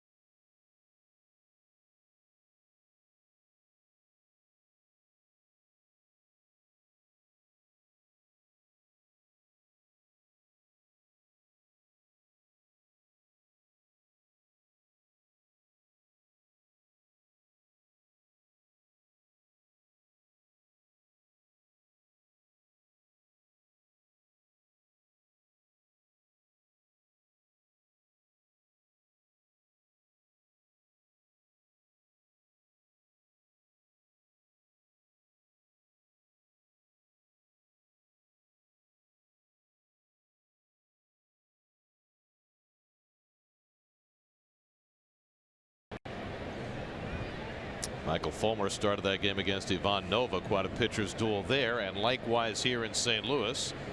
Now the Cardinals go to their bullpen. Dominic Leone in and gets a strike called to Noah Syndergaard. Leone making his second appearance of the series. Went an inning and a third on Tuesday night. No runs, 1 hit for the Norwich, Connecticut native. Ball and a strike to Syndergaard, who's 0 for 2.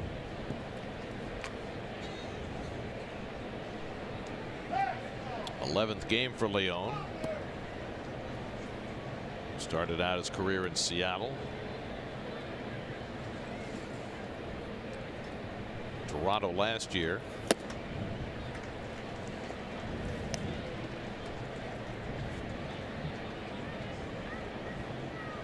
Syndergaard 0 for 2, 2 ground ball outs. Noah's 1 for 12 this year. And he will throw a pitch in the 7th inning for the first time this season when the Cardinals come to bat. And he strikes out on the fastball. So Leone begins his stint with a strikeout. 1 out of the 7th. Carlos Martinez went 6 innings through 86 pitches. 1 run, 4 hits, no walks, 3 strikeouts, 3-hit batsman. It's a good line, but not good enough for what Syndergaard has put up today.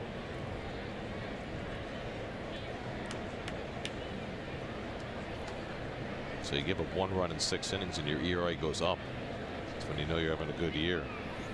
Rosario hits one toward the middle, and he's got a base hit. So Ahmed jumping on a first pitch cutter from Leone and banging it through the box. And the Mets have their 5th base hit of the day.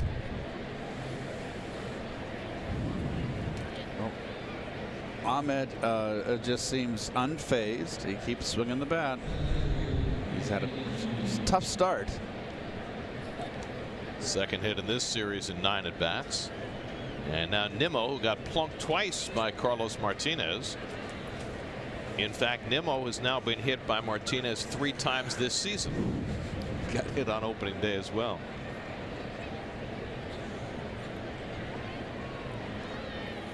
And Nimmo pushing a bunt, and that'll land beyond Pena's reach, a foul ball. Well, Rosario is very fast, clearly is the fastest Met, but has not yet mastered the art of base stealing. 0 for 2 so far this year. There's not a whole lot of emphasis on stolen bases in today's game. It was a very big part of the game when I played. But this is the kind of game and the kind of situation where you'd love for him to be able to steal a base. Right. Both sides, actually, because it's such a tight game.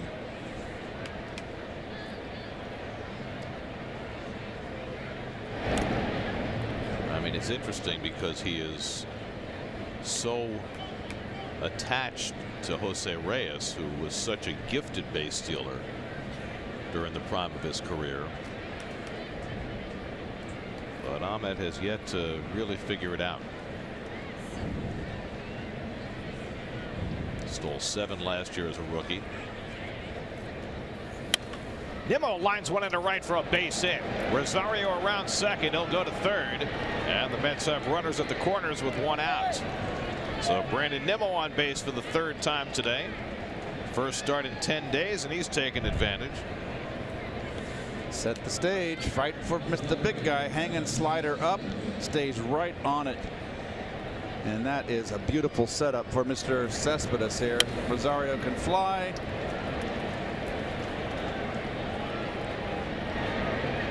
Mets are in business here. So 1st and 3rd and 1 out, and now Cespedes, who has 2 hits today, drove in the only run of this game with a 1st inning double. Reached on an error in the 3rd and then had an infield hit on a little dribbler to the left of the mound in the 5th. And another RBI chance for Cespedes, and he has tended to cash those in. Gets in the air to left field. Back goes Osuna. He's got room. Tagging at 3rd is Rosario. He can walk on in with the 2nd run of this game. Cespedes has driven in both runs today, this time with a sacrifice fly, and it's 2-0 New York. By the way, Cespedes has really swung the bat much better in today's game. We've mentioned how we've never seen him look so bad at the plate. How long is it going to last? Well, I think he made some strides today. We'll see. But I like the way he swung the bat today. Well, he's got 23 RBIs now, one behind Javi Baez for the National League lead. So as poorly as he has swung the bat in April, he has certainly been productive. Now 2 out, Nimmo at first, and here's Cabrera. Struble, who sat out last night with a tight hammy, has gone 0 for 3 today, hasn't had the ball out of the infield.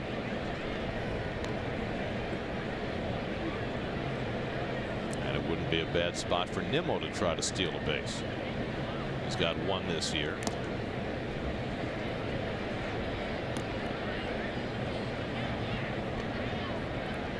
Cardinals have the lefty Tyler Lyons up in the bullpen with Bruce on deck.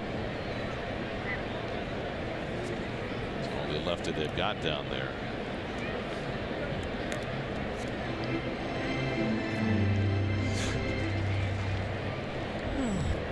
There's Lyons. This day and age with 7- and 8-man bullpens, you would figure every team would have at least 2 lefties, but here are 2 teams that each have only 1. 2-0 to Cabrera.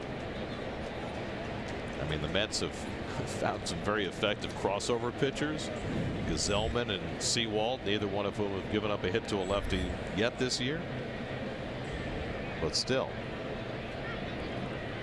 you'd love to have a second effective lefty reliever. 2-0 to Cabrera. And as Struble chases one out of the strike zone, 2-1. Coming up tonight on Geico Sportsnet at 11 o'clock, that thing called the NFL Draft is tonight. And there'll be lots of analysis and the wrap up from this game as well. It'll be an interesting game to talk about. So tune in at 11 o'clock. That'll be 8 o'clock our time. We'll just be an hour in San Diego by then. We'll be over at Nobu, Garrett, having a little sushi. Can't even keep track of what time zone we're in. Glad you got to the game on time today, by the way. Where it lays off the cutter, and it's 3-1. If you weren't listening last night, there was a little confusion about the time of today's game. So, well, 12:15 is an unusual start. Well, they always start at 2:15. Right, which that's why we had a lengthy open in all 3 games, which allowed Mr. Gelbs to do some outstanding interviewing down there. I thought it very nice. Love those live on the field interviews before the game. And Cabrera can't catch up with the fastball, 3-2. So looked a little out of sync today. One of the few times this year he has. Got off to such a rip-roaring start. Started today leading the National League in batting. So now Nimmo will be on the move, and Martinez, for some reason, still holding against him, leaving that hole open. Don't understand it. I don't know why the coaches are not telling him. I don't get it. 3-2. Drilled to right field, but Fowler's right there, and that retires the side. Mets add to their lead on the Cespedes sac fly, 2-0, 7th inning stretch.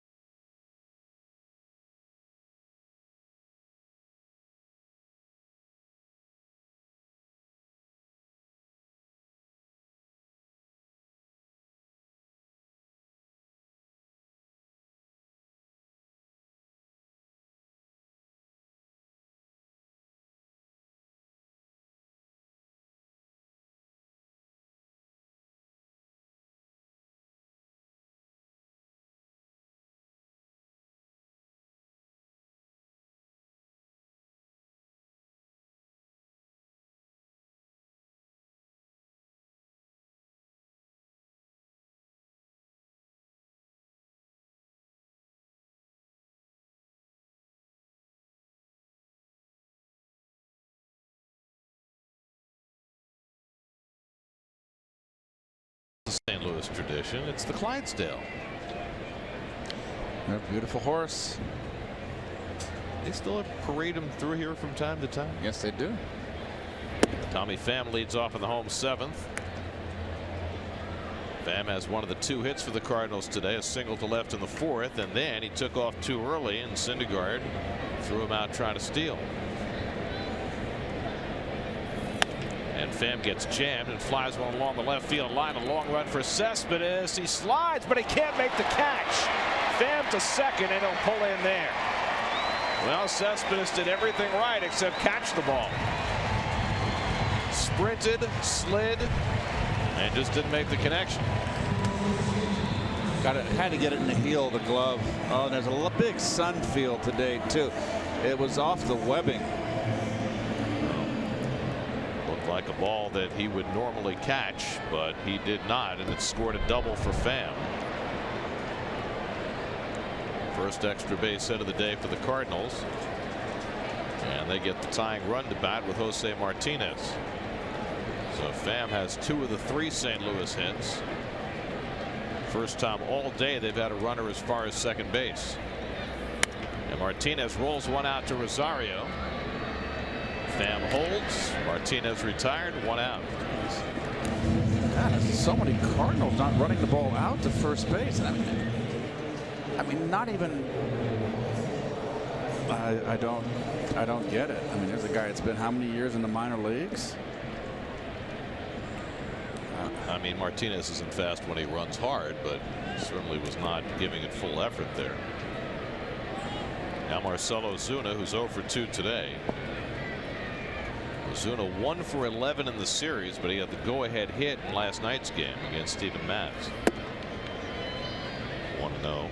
By the way, if you're wondering about Matz, it certainly would appear as though he is going to stay in the rotation. Probably start the next homestand for the Mets against the Braves Tuesday night. But you would have to say that the rope is getting thinner. Oh, nice looking curveball from Syndergaard. A ball and a strike to Ozuna. He's had it all working today.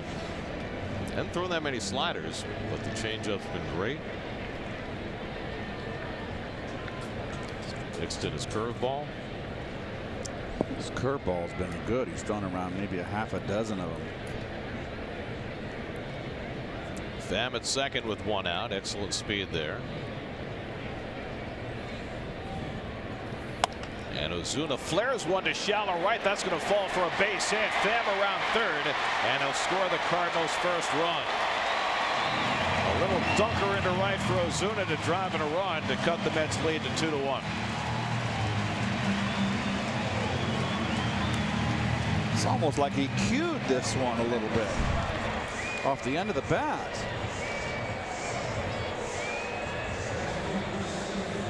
Very fortunate. Good read by Pham all the way. Pham has good instincts. So now it's a 1-run game again. Tying run at first for Dexter Fowler. And he takes the changeup for a strike. Fowler's been up twice, struck out both times. 2 of the 6 for Syndergaard on the day. Not a hint of action in the Mets bullpen. Syndergaard pitching in the 7th inning for the first time this season. Fowler gets one out to left center field. Over comes Nimmo. And he puts it away. And back to first goes Ozuna. 2 out.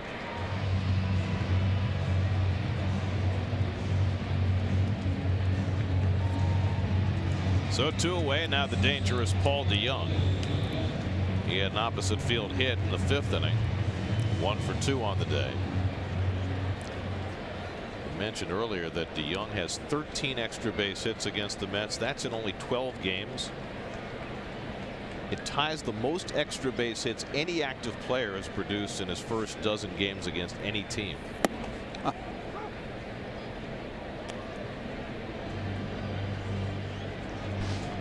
All these wonderful little facts at your fingertips. Well, Red Barber didn't have that. We're so fortunate. You know, when Red was working, the games lasted 2 hours and 10 minutes. There wasn't room for as many facets.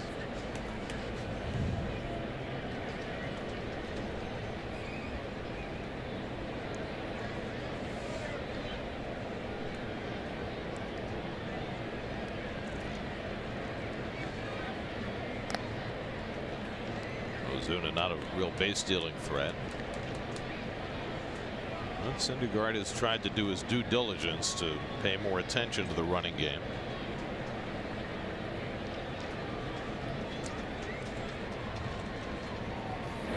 That's pulled and past Frazier, trickling into left field. Ozuna will go to third. Rosario tracks it down, and the Cardinals have runners at second and third.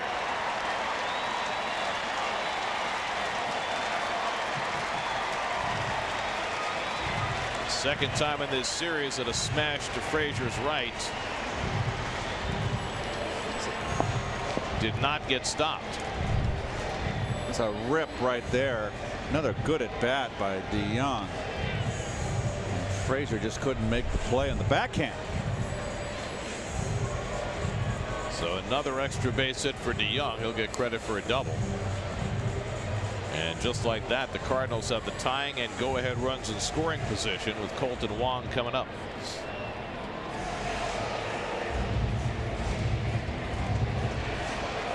So Syndergaard pitching in the 7th inning for the first time this year. He's given up 3 hits in the inning. Pham hit a fly ball that went off Cespedes' glove. Ozuna hit a dunker into right, but that ball was hit very hard by DeYoung. It could have been easily a 1-2-3 inning. So now it's Wong. With Pena on deck, would you be tempted to walk Wong? No. They'd probably send him Molina, wouldn't they? Yes, they would. And Wong takes a slider in the dirt for ball 1. Wong has struck out and flied out 0 for 2. Wong is having a good series. 4 hits in the first 2 games. Now Syndergaard facing his first crisis of the day, trying to slam the door in the 7th.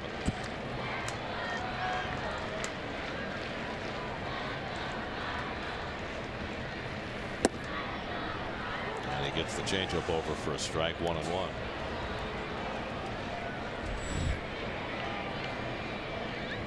Bud Norris joins Tyler Lyons in the Cardinals bullpen, and the Mets get Robert Gsellman going. First time there's been action in the Mets bullpen today behind Syndergaard. Ozuna the tying run at third. DeYoung at second with 2 out.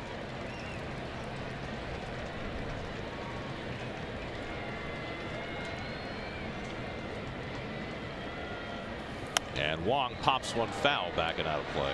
Good hard slider on his hands there.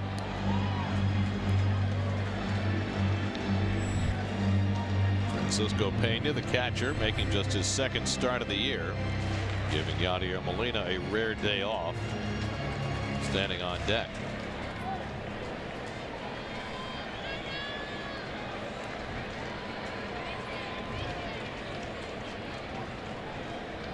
One-two coming to Wong, and tight with the fastball at 98, 2-2. Good try right there.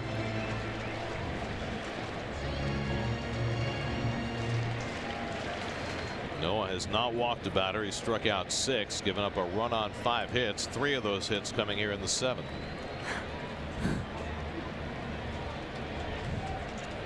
Two. Wong stays alive.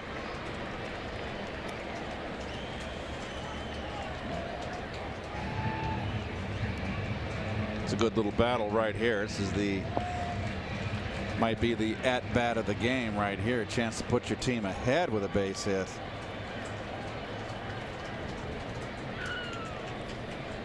Looking for the lightning bolt.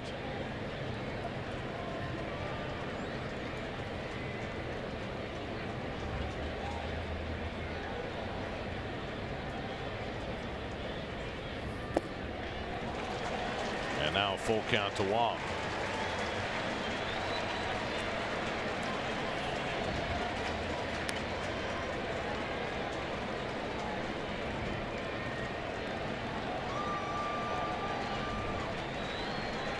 With the third time Syndergaard's gone to a 3-ball count all day.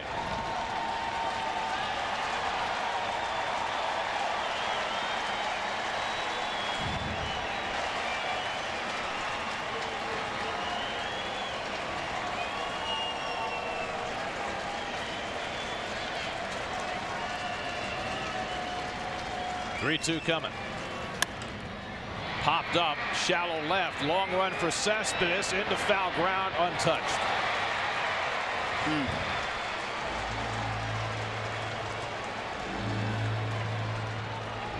And Long will get another crack at it. Close to a 20-pitch inning for Noah here. They're making him work.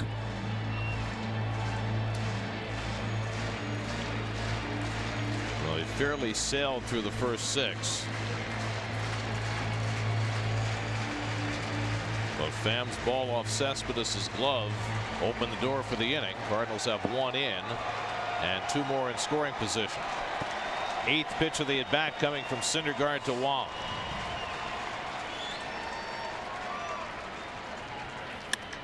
Fly ball, center field. Nimmo waiting for it to come down, looking through the sunglasses, and that retires the side. Syndergaard gets a king-sized out to finish off the 7th. 2-1 New York.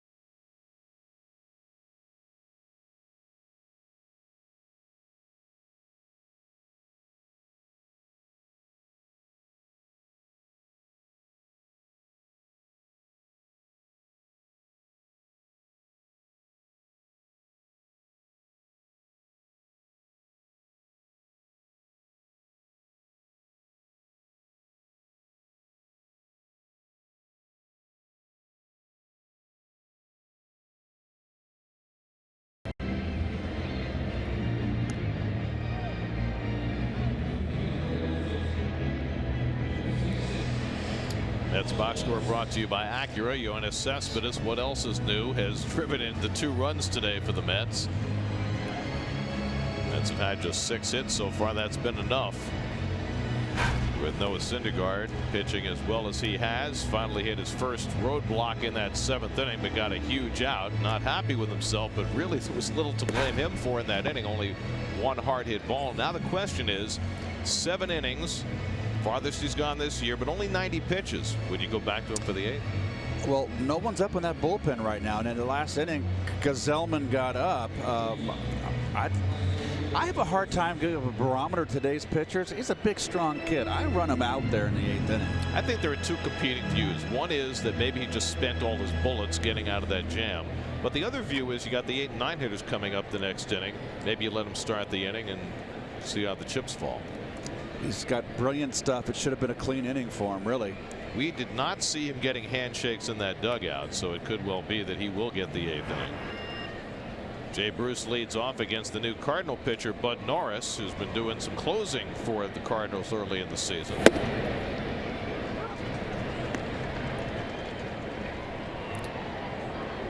Norris off to a nice start. The guy who has been a starter and now has made the adjustment to the bullpen.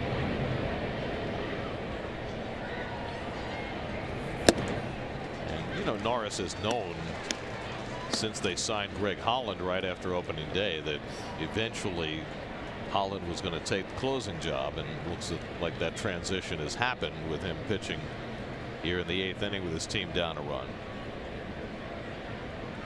Bruce 1 for 3 on the day. And he golfs one in the air to right field, and Fowler has it lined up. 1 out.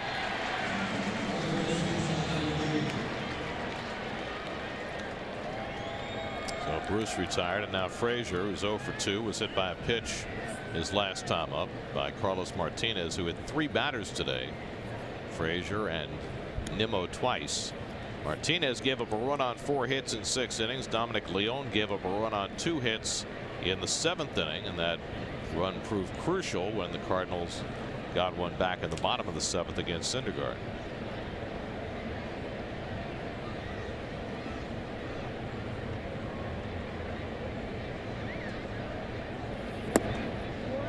And Norris misses away with a cutter for ball 1. First saw Norris as a starter with the Astros back when the Astros were a National League team. He was a hard thrower too. He went to Baltimore, right? He went to Baltimore, he went to Houston, he went to San Diego, he went to Atlanta, he went to the Dodgers, and then last year with the Angels he first got a chance to close games. He had 19 saves for the Angels last year.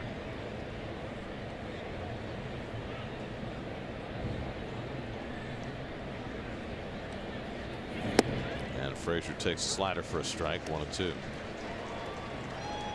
Today's starters brought to you by People's United Bank. Well, it was fun to watch. Really good pitchers duel. A rematch of their opening day start where neither one of them fared quite as well. But both pitching a terrific game today, and Syndergaard so far with the upper hand.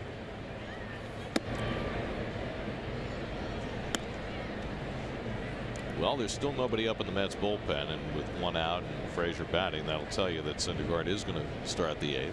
Good.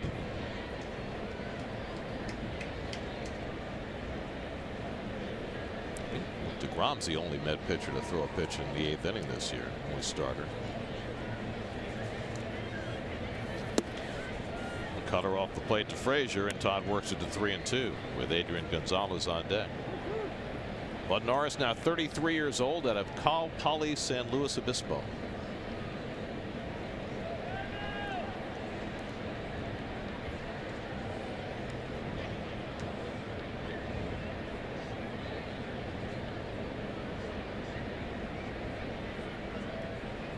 Three-two. Fell back. Still throwing hard. 95 miles an hour. He's rushing it up there. He tied up there 3-2 on a fastball count. Frazier, he tied him up a little bit. I didn't know this. You know who went to Cal Poly San Luis Obispo? We just saw him here earlier in the series. Ozzie Smith. Did you know that? No, I did not. It's where the Swallows come home. Isn't that Capistrano? No, that's right. Sorry. I always confuse those two. Off the right side, and Martinez watches it go into the crowd. The Swallows were always an old Jack Murphy Stadium, which where the Padres used to play, and the Chargers are no longer there now. And there was a 7 o'clock start in the summer there, always in San Diego. And the first inning, when the lights started grabbing the fields, the moths would come up off the infield grass, or they would fly around, and the Swallows would dive bomb for the first inning and a half of the game. Really? Yep.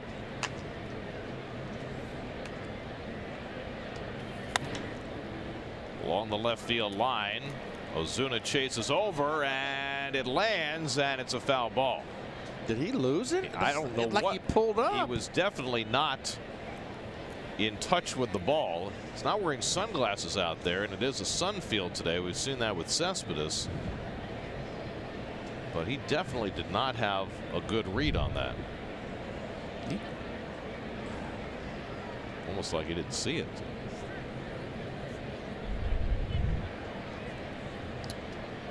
How could you go out there without sunglasses? Particularly look at his shadow. if he's going to come in at an angle like that, he's got to deal with the sun. And there you go.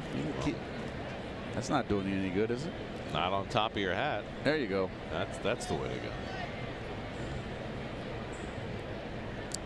Long battle here. 9th pitch coming up from Norris to Frazier.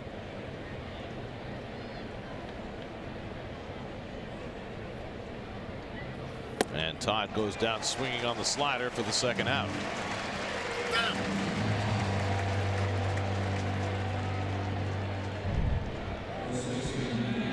Hanging slider too.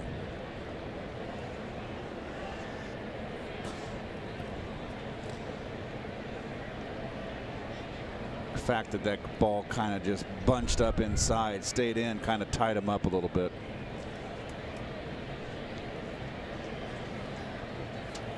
So 2 out and nobody on. Now Adrian Gonzalez, who's 1 for 3 on the day. And tries to hold the swing and did. Ball 1. Adrian's a little out in front. He's kind of committing a little bit early. That's why he's been chasing the high fastball. And his last at bat when he struck out, he chased a bad slider. He's starting a little bit too quick. That's better. Adrian's just 1 for 10 against his former Dodger teammate Norris.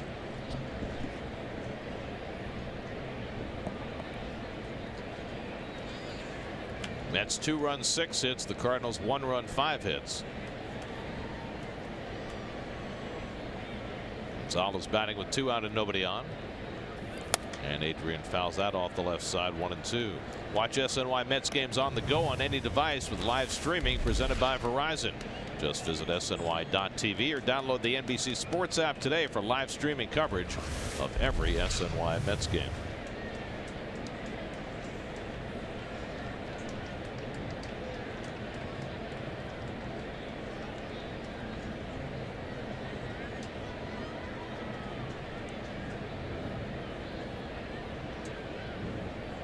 One-two from Norris, and Gonzalez goes down on the high fastball, inning over.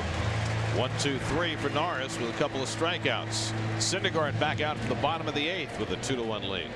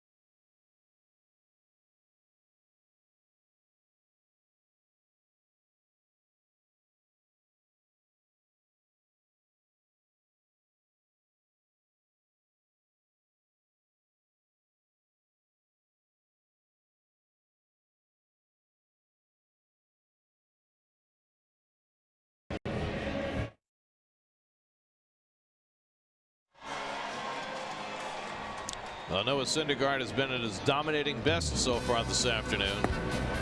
He's had a great changeup, which has fueled him all day. Didn't give a hit till the 4th inning. unscored upon until the 7th. Struck out 6 and walked none.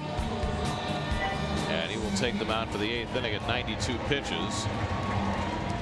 Greg Garcia has been announced as a pinch hitter to bat for Francisco Pena, and Yadier Molina is out on deck to bat for the pitcher. So that's what confronts Syndergaard here in the 8th. Garcia off to a nice start off the bench this year. Gesellman will stay at the ready in the bullpen. And Noah misses low and in for ball 1. So Syndergaard, who had not gone beyond 6 this year, now trying to get some outs in the 8th. And he spins a curveball in for a strike, and it's 1-1.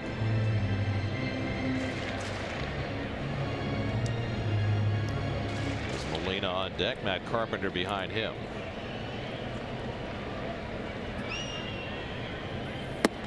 And the fastball in for a strike, 1-2. Big strong horse. He's not the least bit gassed after that last inning. He's topped out at 99 today. His last 2 fastballs at 96. And Garcia slaps one toward short. Backhanded Rosario, but he can't make the connection, and Garcia is safe.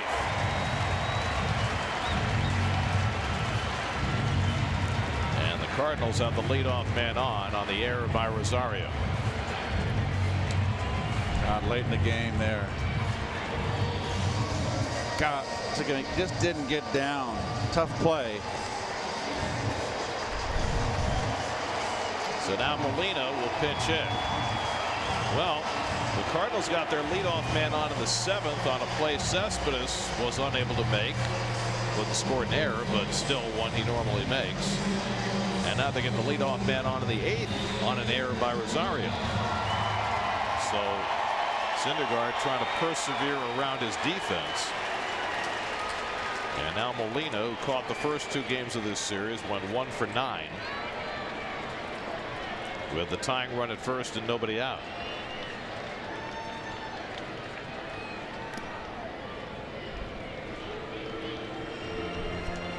Molina has good numbers against Syndergaard, 3 for 9, including a home run.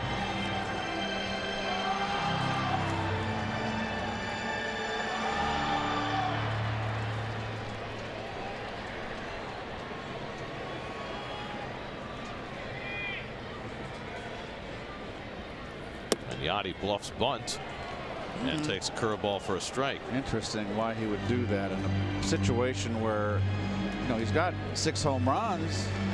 You don't want to waste a strike. He might hit one out. Maybe he's just trying to draw Frazier in. Frazier's not going to come in. And he doesn't. He stays back.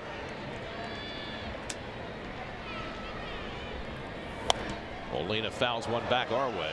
Above us. And now Noah in front, 0-2.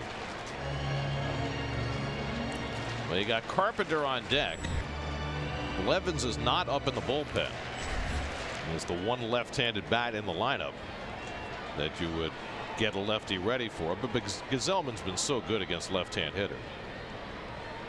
0-2 coming, and Molina just got a piece of that. Boy, oh boy. Emergency hack to keep the at-bat alive. But you see what I'm saying, Gary? He's 0-2. He faked the bunt, got behind 0-1, and you got a guy out here dealing. Do you want to put yourself in a hole? I mean, I don't understand it.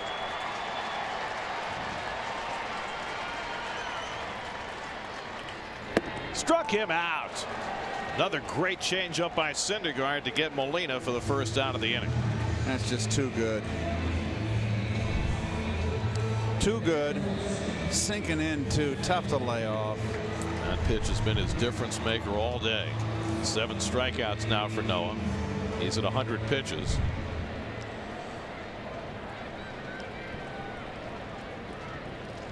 Just beautiful. Look at that. Starts out on the inside corner and above the knee and sinks inside and by the ankles. Tough pitch. So he will stay in to face Carpenter with 1 on and 1 out. Carpenter's 0 for 3 today, now 1 for 9 in his career against Noah, and he pulls one toward the hole. That's a base hit. Garcia's going to go first to third. And the Cardinals have the tying run at third and 1 out. And their best hitters coming up.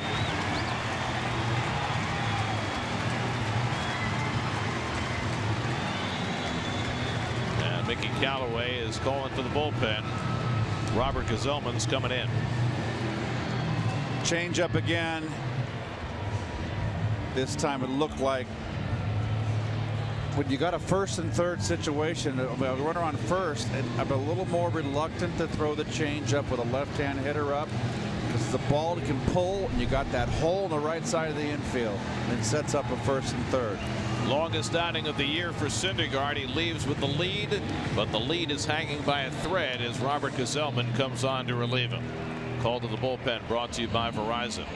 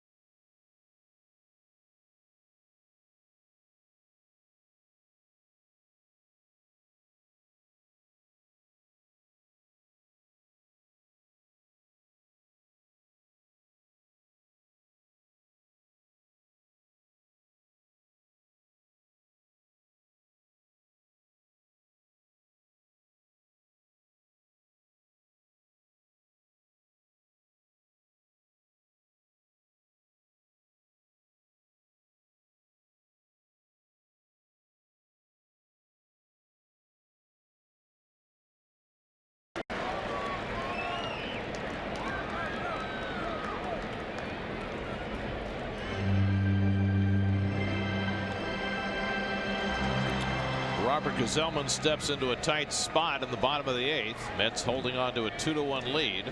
First and third, 1 out, and the red-hot Tommy Pham at the plate. Sinker ball pitcher. Callaway would love the ground ball double play.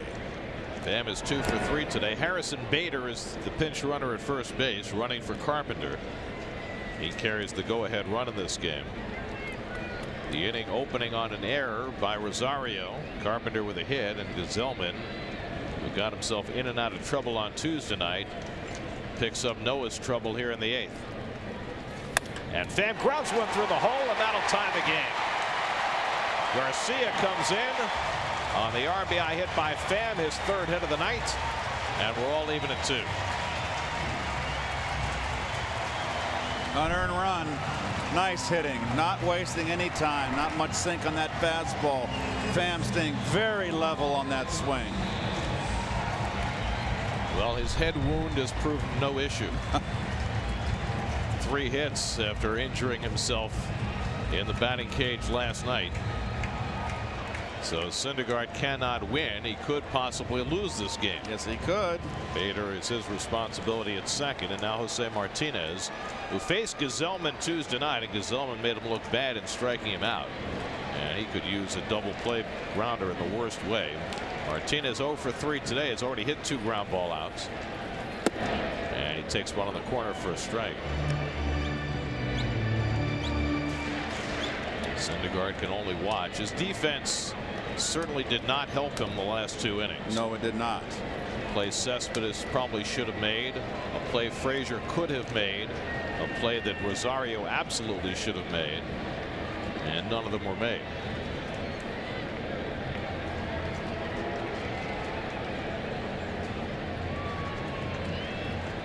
But it's certainly the best Noah has looked all year.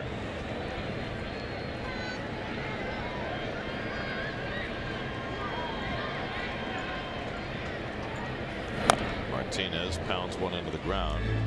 0-2. Marcelo Zuna stands on deck.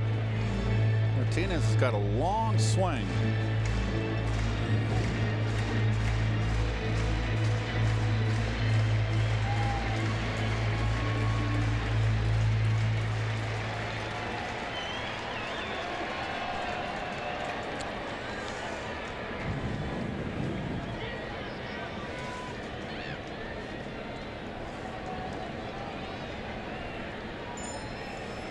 Zelman ahead 0-2 on Martinez.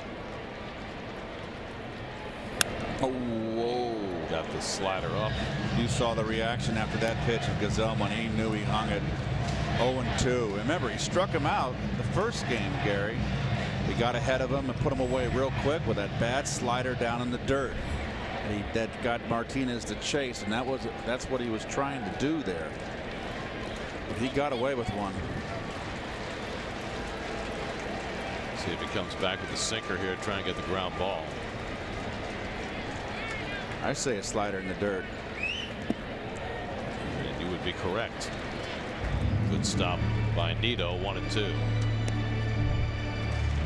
So Nito blocking air. Notice that he always uses one hand, a little risky. I mean, he takes that right hand completely out of play.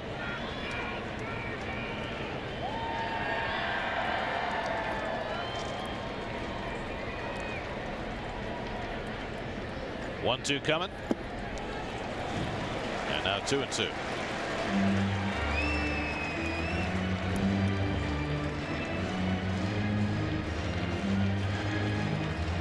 Syndergaard went 7 1/3, gave up 6 hits, no walks, 7 strikeouts, 101 pitches. Zelman yielding the tying hit to Pham. Now 2-2 to Martinez.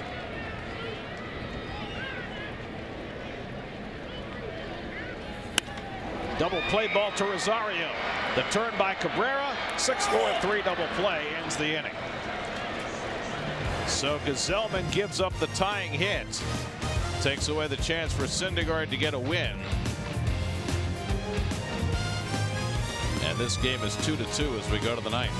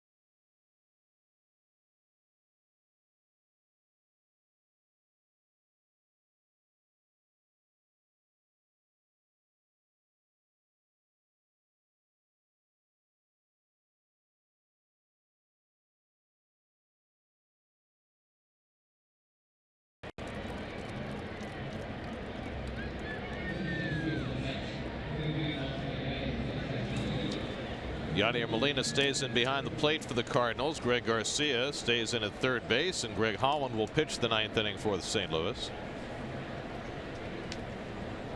Holland is apparently taking over the closer's role now, which he was always destined to do after they signed him late. Michael Conforto bats for Tomas Nido leading off the 9th, and he takes a strike. Conforto started the first 2 games of the series, went 1 for 6. His on base percentage still a hefty .394. He's been drawing tons of walks. Wilmer Flores out on deck to bat for the pitcher. And Conforto lays off. Ball and a strike. Jerry's Familia if the Mets take the lead. Seth Lugo if they don't.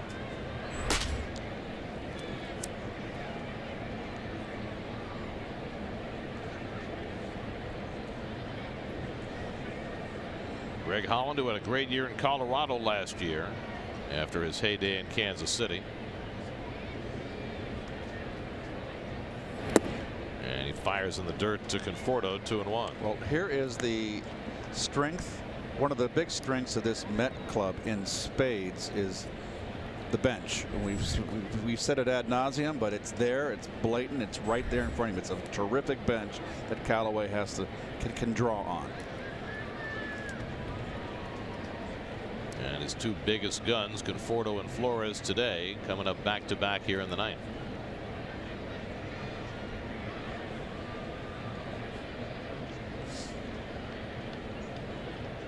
Two-1 to Conforto, and he gets it in for a strike. 2-2. Holland taps his glove and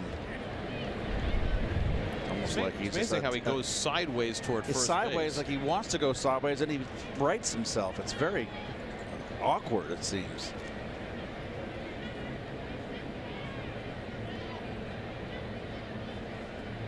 Two coming. And he misses with a slider just inside. 3-2. Well, there he fell off big time towards that first base line. But you know, they always tell pitchers to come directly toward home plate, but it's like his body's going one way and his arms going the other way. It's striding way towards the third base line, first base line too. 3-2 to Conforto leading off the inning.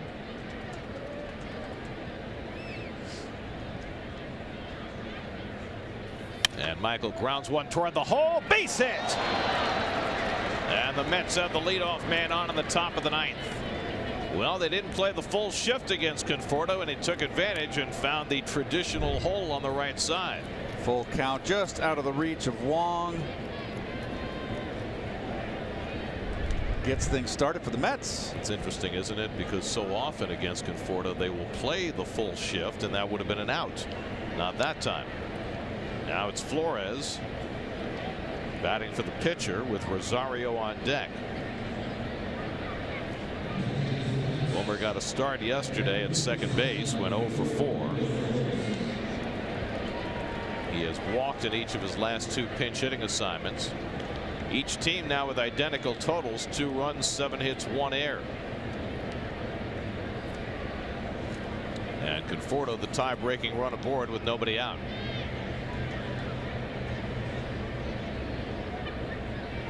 And Wilmer takes a fastball for a strike. They still have Reyes. They have Lobaton, who will have to come in to catch in the bottom of the 9th, and Lagares.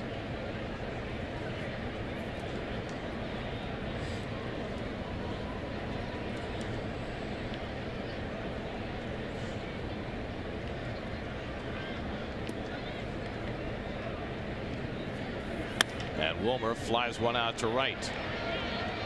Fowler in a couple of strides, and that's the first out of the inning. Conforto stays at first. Coming up after Keith and I are done here, it's WB Mason postgame live. Gary Apple, Nelson Figueroa back in the studio with all the highlights, the interviews, the analysis, everything you need to know right after the game, right here on SNY. So now Rosario, who singled and scored the Mets' second run in the 7th.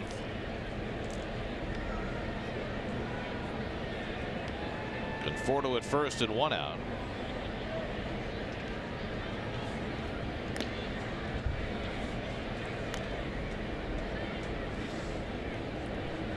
worked a 1-2-3 ninth inning on Tuesday night. Game the Mets 1-10. He's the third Cardinal reliever behind Carlos Martinez, who went 6 today.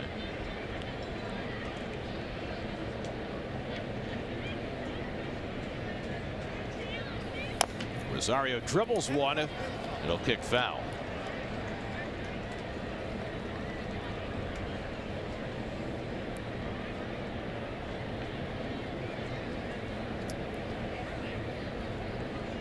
Greg Holland has had himself quite a career. Mets missed him in the World Series in 2015 because he was hurt. And Tommy John surgery, missed all of 2016, but then resurfaced with the Rockies last year and saved 41 games to lead the National League. And he was an all-star. Quite a resurrection.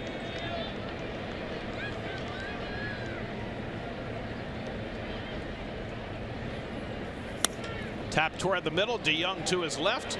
Scoop to Wong, on to first. Not in time. Rosario beat the Rapid first. And so the inning stays alive.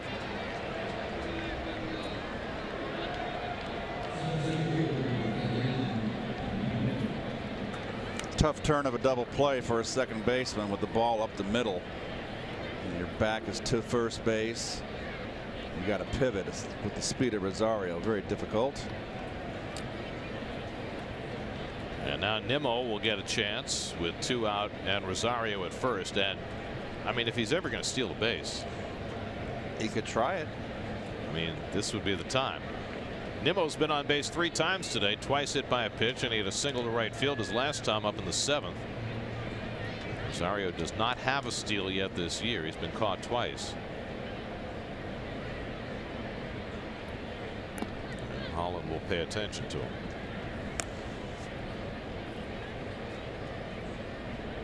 Holland has not had a stolen base attempt against him this year. And of course, you got Molina behind the plate, who has always been a dangerous weapon with his right arm.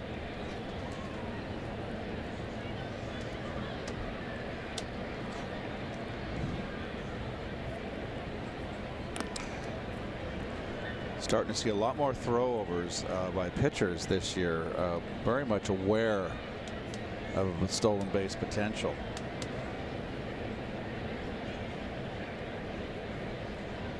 Well, for Met pitchers who've been robbed blind the last couple of years, they had to change their patterns. No doubt.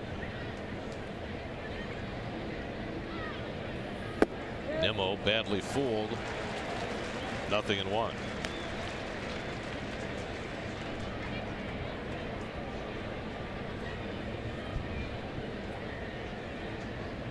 See Brandon chase a pitch out of the strike zone very often. He's so disciplined for a young hitter. Trying to get the inning to Cespedes, who's driven in both Met runs today. He's on deck.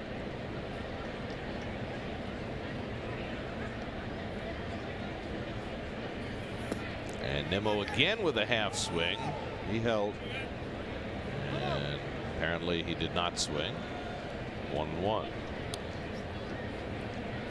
So that slider from Holland has Nimmo a little confused right now.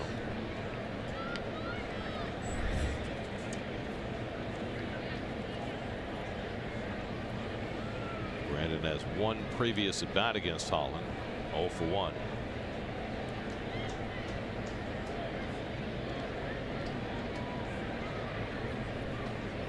Rosario at first and 2 out. 2-2 game in the 9th. And Nimmo fouls it away. Fastball from Holland, and it's 1-2.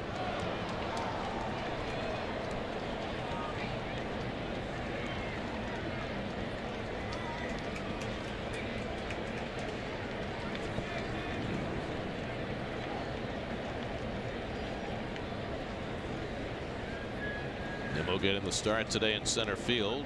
Conforto did not start, had a pinch hit single to lead off this inning.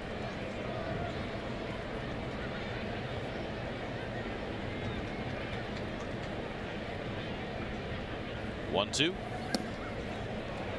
Backdoor slider misses. 2-2.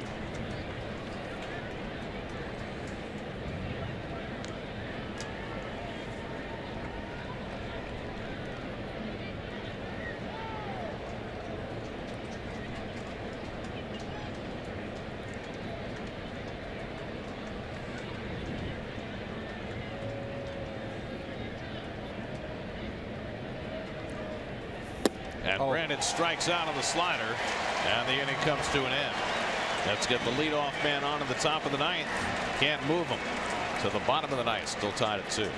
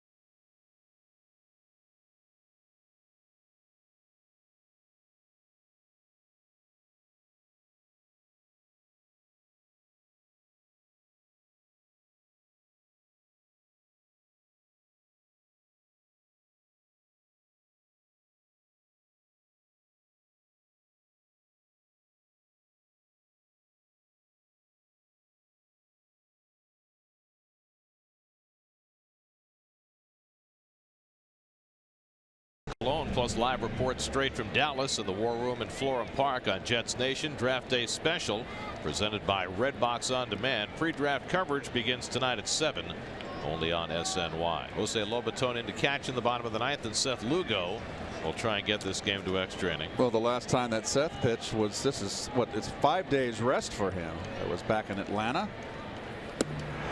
He pitched 2 innings in that game, didn't give up a hit, but he walked the leadoff batter in each of his 2 innings.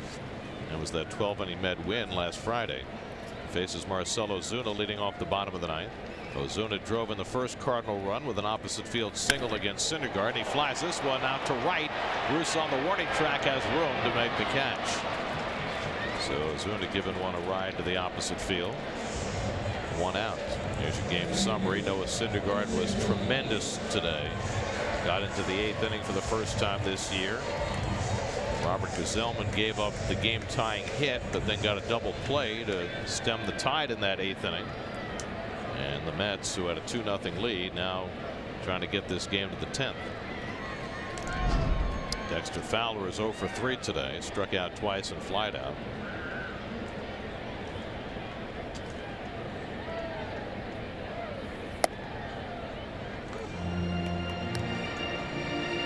Home plate umpire, the rookie Jansen Visconti, has called a very good game, Gary.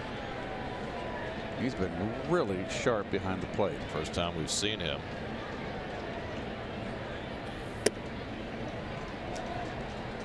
Tomorrow night, the Mets are in San Diego to open their series against the Padres with Jacob deGrom on the mound. Our coverage begins at 9:30 tomorrow night. Take a nap right here on SNY. First West Coast game of the year.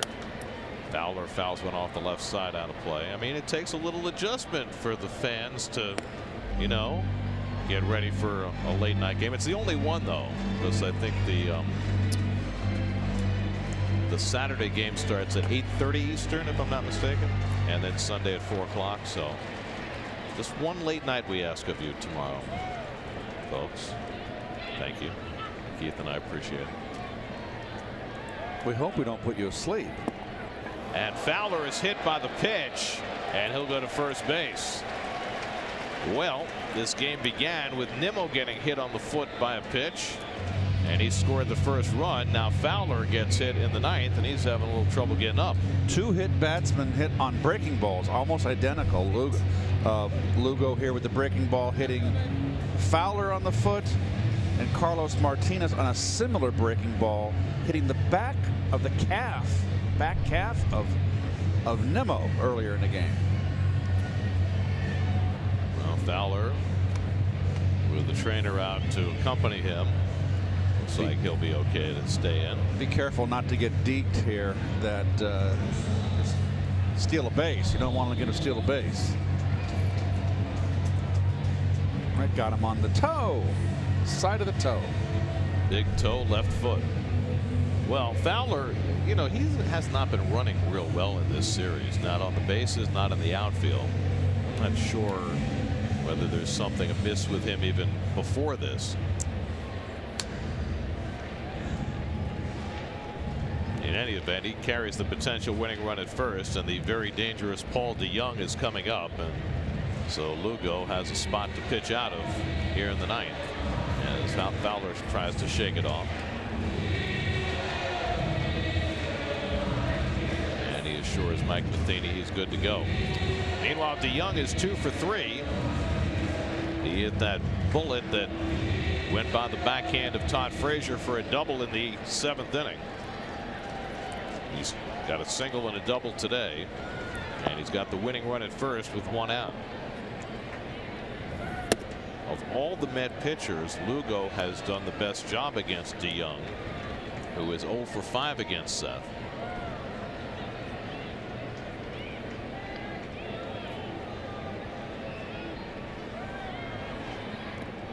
And he's not taking anything for granted about Fowler. These are the little things about the game that make me happy that pitchers are paying attention to the base runners, both sides.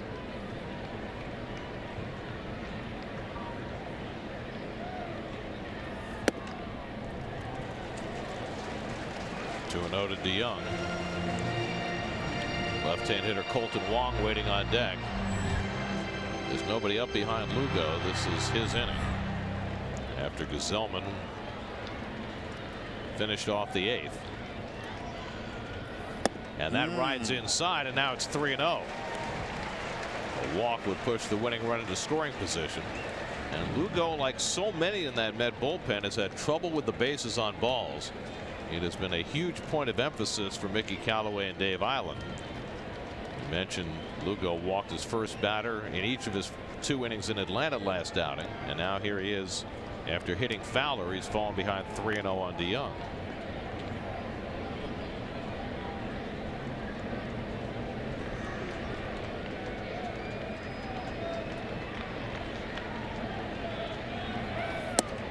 And there's a strike, 3-1. Got a red hot hitter. Do you send Fowler here? 3-1. I'd put him in motion.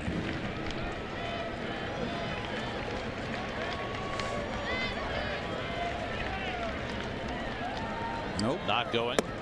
And it's inside, ball 4. So a hit batsman and a walk. And now the Cardinals are a base hit away from winning this game with Colton Wong coming up.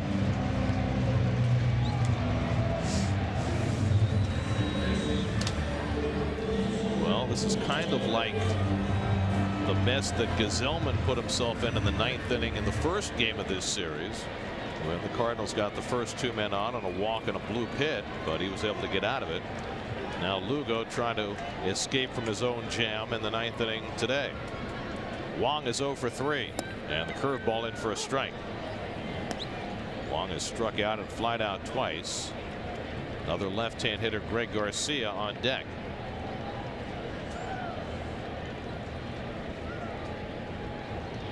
Rosario playing right behind the runner Fowler at second, so he can't get too far away.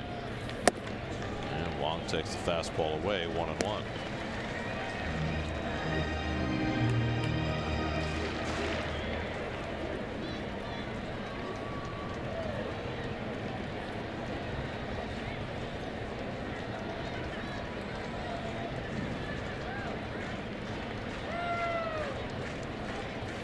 And the curveball pounded foul. And now Lugo gets ahead 1-2. Good curve right there by Seth.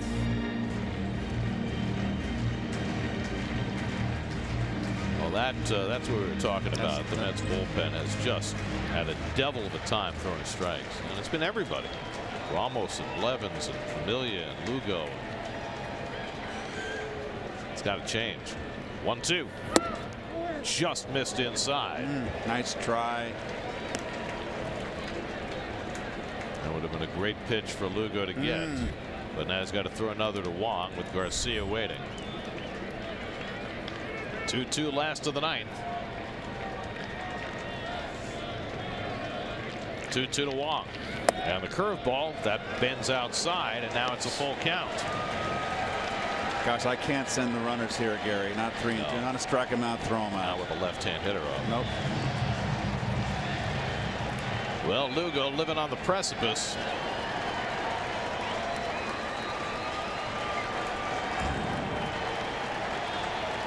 (3-2). Fly ball left field. Cespedes right there. 2 out. Beat him inside with a fastball. So Lugo gets a huge out. 1 more to get as he'll face Greg Garcia. Garcia pinch hit leading off the 8th and hit a ground ball to the backhand of Rosario that clanked off his glove for an error. Then he came around to score the tying run. Stayed in the game to play third base. And now a chance with a base hit to win it for St. Louis. Fowler at second, DeYoung at first with 2 down. And Garcia pulls the curveball down to Gonzalez. The flip to Lugo, and we're going to extra innings for the 2nd time in this series. So Lugo gets himself into and out of trouble. Yoenis Cespedes will lead off for the Mets in the 10th. He's driven in both runs today. He's been a run-producing machine. He'll be batting in the 10th when we come back.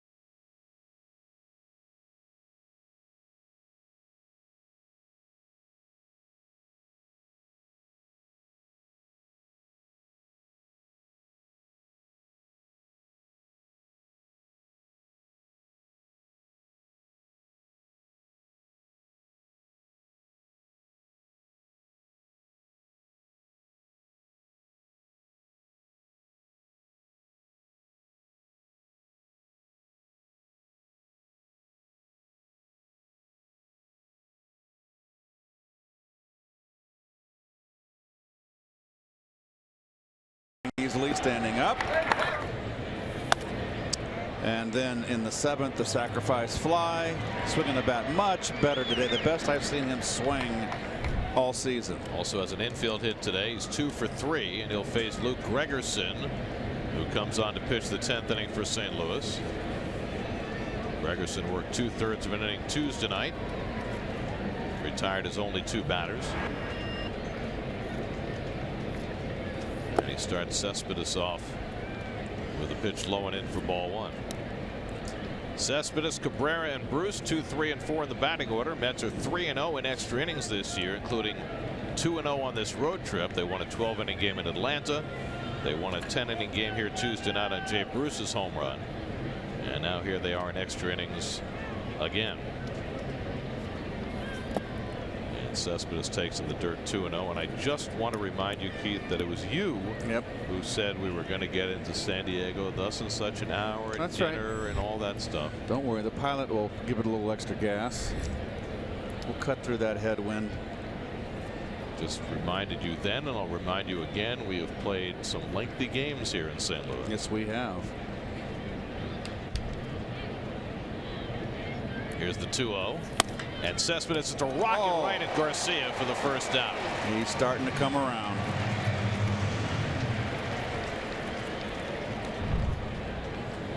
This is a bullet.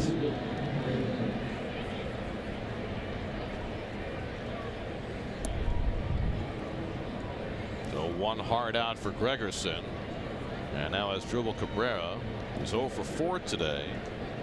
Hit the ball hard his last time up, lining out to right field. Time he's hit the ball hard today.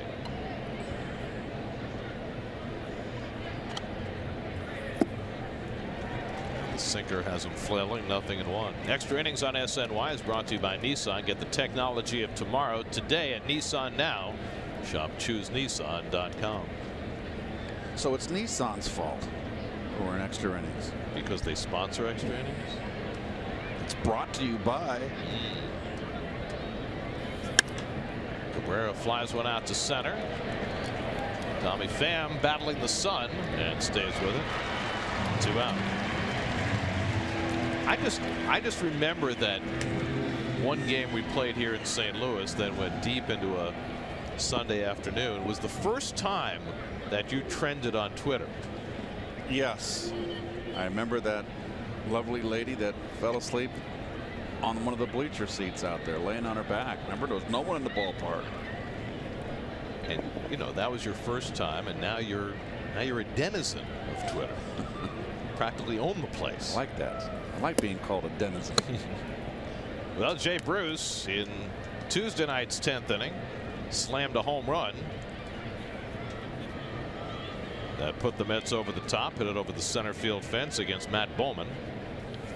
And he hits this one up the middle against Gregerson. He's got a 10th inning hit today. Bruce's second hit of the afternoon, and the Mets 8th. His pitch is upstairs right here. Hit it right where, hit him where they ain't. Who says you can't, on the ground, you can't get base hits? Wasn't you, I know that. So now Frazier, who's 0 for 3 and has been hit by a pitch today. With 2 out and a runner at first. Facing the veteran right-hander Luke Gregerson. Gregerson now 33 years old. And he gets that sinker in for a strike, 0-1.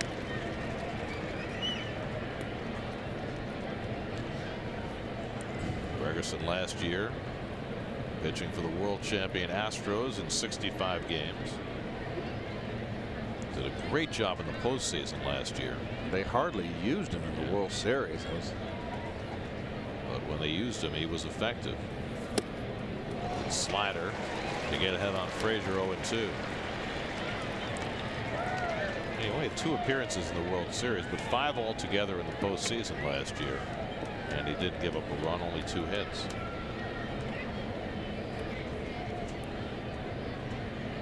Of course, when you can run Charlie Morton out in relief in Game 7, you don't need the Gregersons of the world.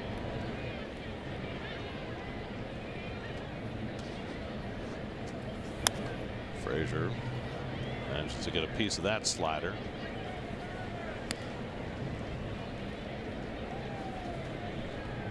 It's got to be nice as a ball player, especially when you're in your 30s and you get that first ring.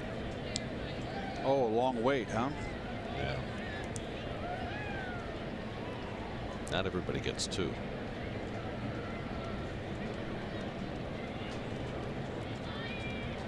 0-2 to Frazier. And he manages to poke that slider foul. Well, he's barely hung in on there. Frazier looks like he's just a little off.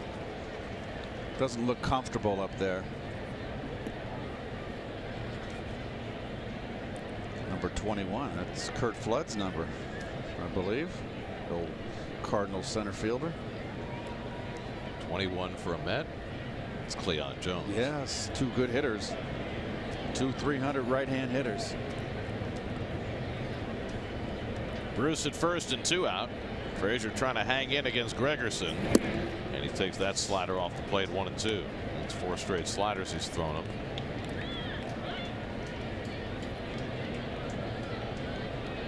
Somehow Frazier's only had 1 career at bat against Gregerson, and he had a hit in that 1 at bat.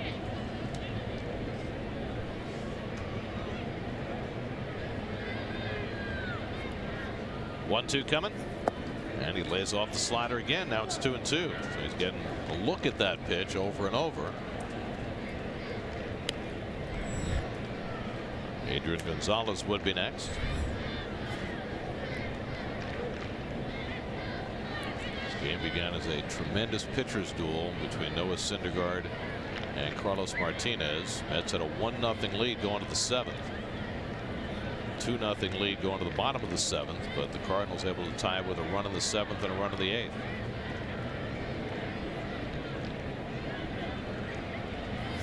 Frazier lines one up the middle, a base hit. Bruce around second. He'll go all the way to third as Pham was playing deep and had to charge it. So Frazier hanging in, and then at bat where he looked just awful early on, he finally got the sinker to hit, and the Mets have first and third and 2 out. Well, Gregerson didn't make the pitch to put him away. It was way ahead. Here he hangs one again.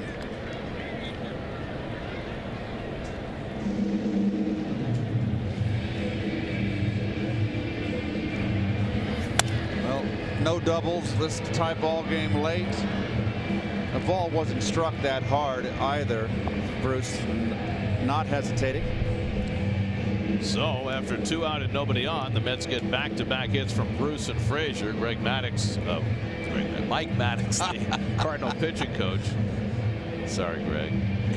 Mike Maddox out to talk to Gregerson, and up in the bullpen for the Cardinals is the former Met farmhand John Gant, who was just called up today by the Cardinals. If you remember last night, John Brebbia went the last 3 innings to get his first big league save. His reward was getting sent down, and they called up Gant in his spot. That's traded Gant to Atlanta when they got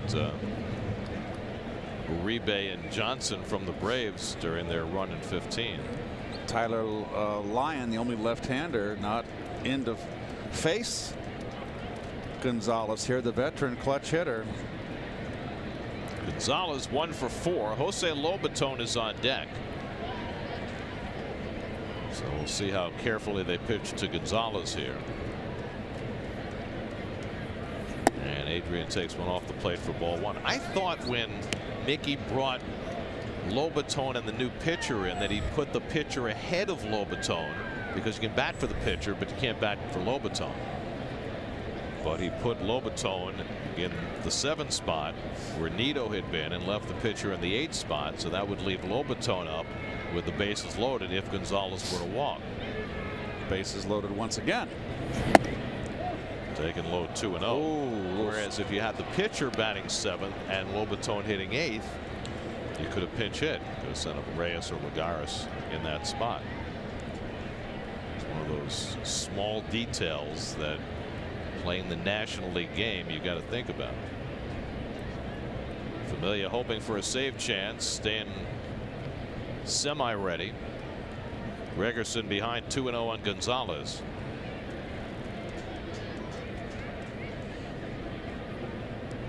And Adrian ignores wide, 3-0, so they are pitching carefully to him, knowing that you got the light hitting catcher on deck whom the Mets cannot bat for. Well, you've got a veteran clutch hitter, RBI guy in Gonzalez. Absolutely, they're picking their poison here.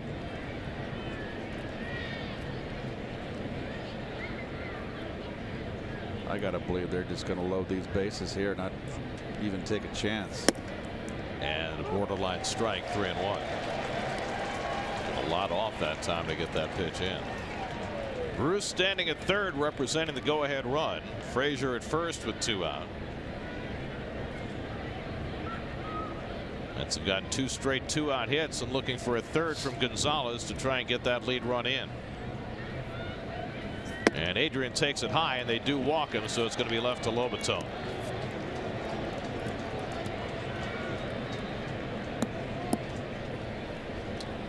So again, it's it's a small nuance. He batted for Nito and the pitcher in the same inning, and he could have gone either way with how he arrayed them, and chose to put Lobaton ahead of the pitcher, and that creates this spot rather than a spot for, say, Reyes or Lagares to pinch hit for the pitcher. Lobaton started last night, had a base hit and 4 at bats, snapped an 0 for 17 stretch with that hit, and now a chance to be a hero here. Bases loaded, 2 down, top of the 10th, and Gregerson out of the full windup, and he misses low and in for ball 1. So after pitching around Gonzalez, he misses badly with his first pitch to Lobaton.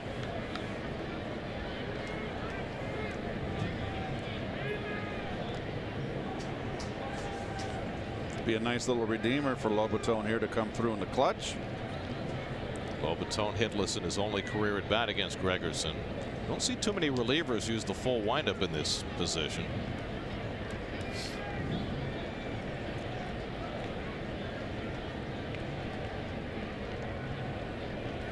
And Lobaton takes outside, and it's 2-0. And it's getting more interesting by the moment. And Molina is going to spend another visit and go out to talk to Gregerson. They had the pitching coach go out before. Now the full infield will join Molina at the mound. Well, he's got to throw a strike here, Gary. This is got a sinker ball pitcher, left-hand hitter. His comfort level is that sinker to shoot that left center field gap. So if you're Callaway, are you asking Lobaton to take a strike here, or you're turning him loose? I'm turning him loose.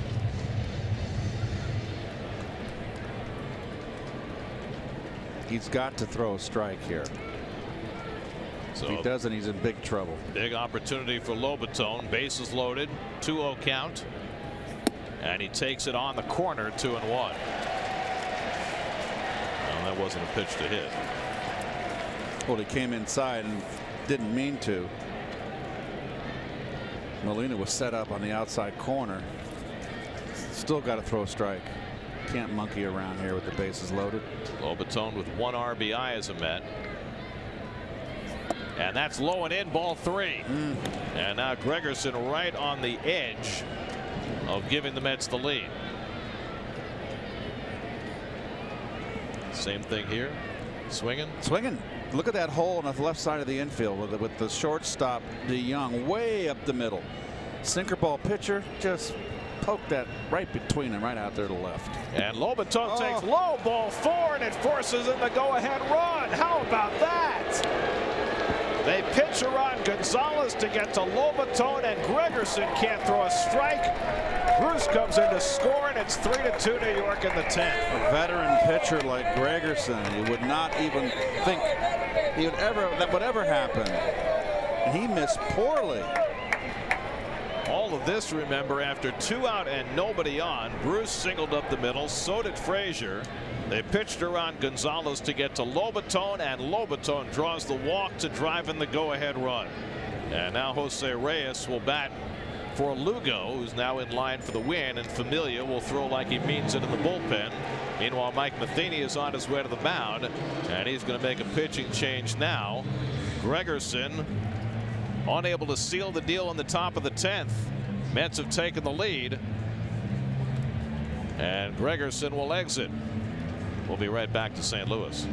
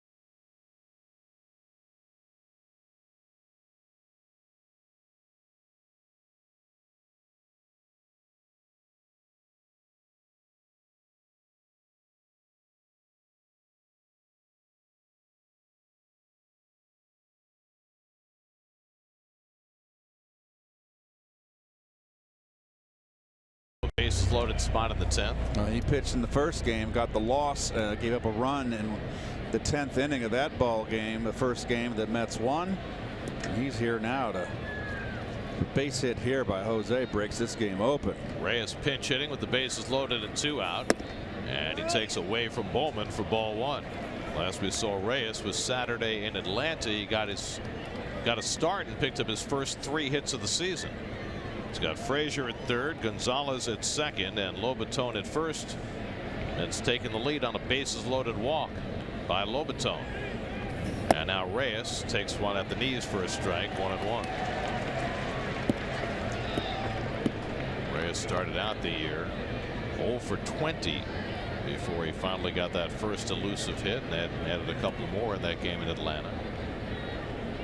Frazier dashing down the line from third, trying to draw some attention, and Reyes slaps one on the ground for Wong, and that ends the inning. But the Mets grab the lead in the top of the 10th. Familia will try and seal the deal. 3-2 New York.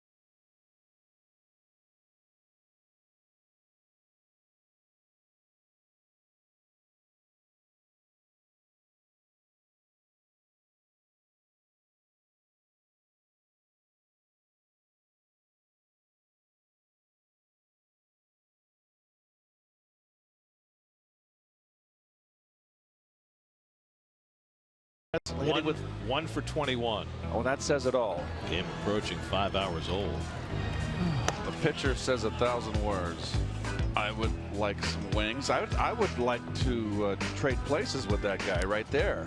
That's so. What is it? How many men left on base? 38 men left on base in this game. Both teams have had just multiple opportunities. I'm speechless. Yeah, that was a long day at the ballpark. That was 18 innings. Mets won that game.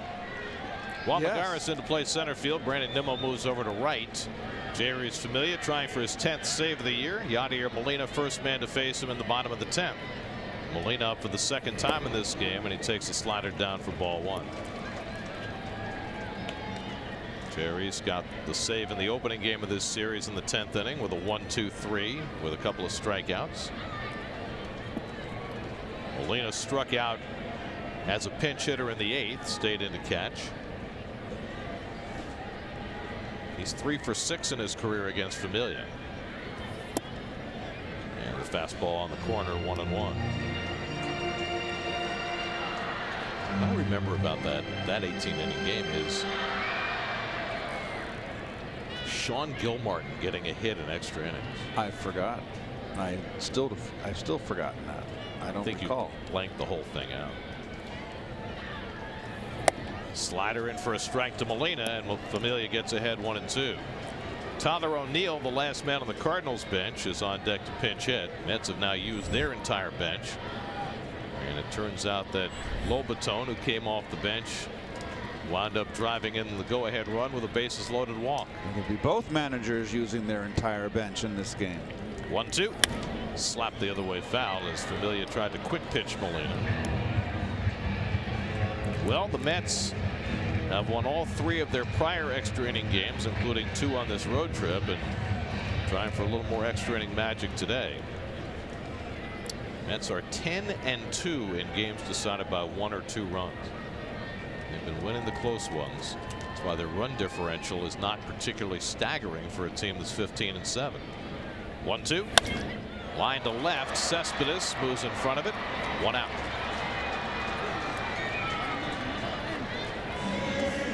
So Molina is retired. And now the rookie Tyler O'Neill will pinch hit. O'Neill had a plate appearance in the game last night and was hit by a pitch.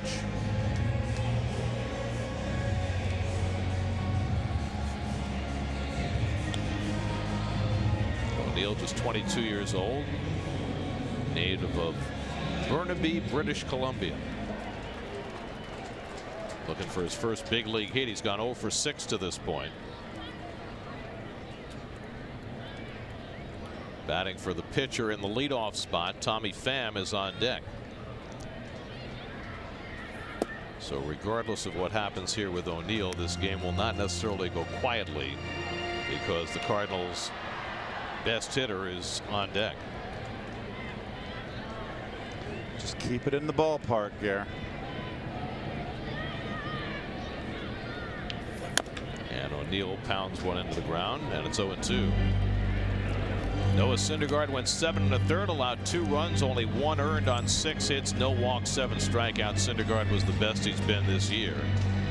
Robert Gazelman gave up the tying hit, but got out of further trouble in the 8th. Seth Lugo worked around trouble in the 9th, and Lugo is in line for the win. 0-2 to O'Neill. Struck him out.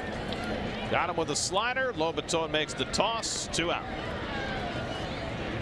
And thus the Cardinals are down to their final out of the afternoon. Little backup slider in there, got him. So it's left to Tommy Pham, who's 3 for 4 today. He drove in the tying run against Gazelman in the 8th. 6 for 8 in this series. And Familia trying to cool him down and put an end to the festivities today.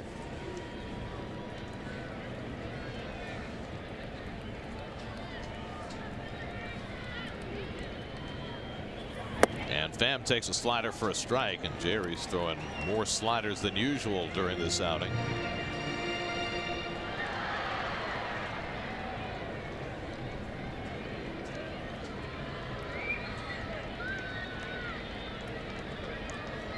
Lobaton moves inside. And Pham hits one past the mound behind the bag. Cabrera on the backhand. The off-balance throw is not in time. It gets away from Gonzalez, but Pham will have to hold it first. Lobaton didn't back up. Oh, Gonzalez slaps a tag on Pham just in case he made a turn, but he did not. It's the 4th hit of the game for Tommy Pham. Boy, that could have been really dangerous here. Got to back up the throw there up the line. The catcher, that's his job. Well, Gonzalez was alert. Woo. So now the tying run is aboard with 2 out, and Jose Martinez coming up. Suppose that ball rolled into the dugout. Yep. Martinez has been held in check this afternoon, 0 for 4.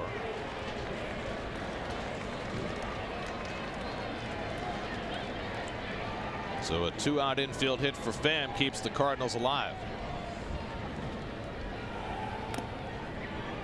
Pham with 5 stolen bases on the year. He's been caught 4 times now, including once today.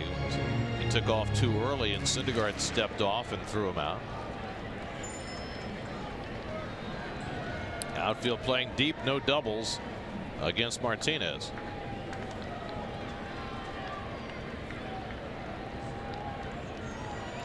Pham almost took off early again, and Familia steps off. Can you imagine? He did that again and got caught. That would end the ball game, and that would be a no-no. It would be a Babe Ruth play. You know, he got caught stealing Yes, down I the know. World Series. Yes, right? yes.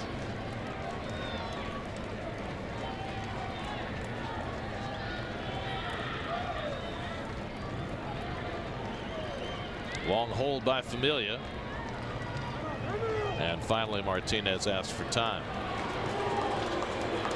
Do you feel as though the long hold is effective at slowing down the running game? Does that work? I think any time that you do not have a cadence, you break up the cadence, is a good thing.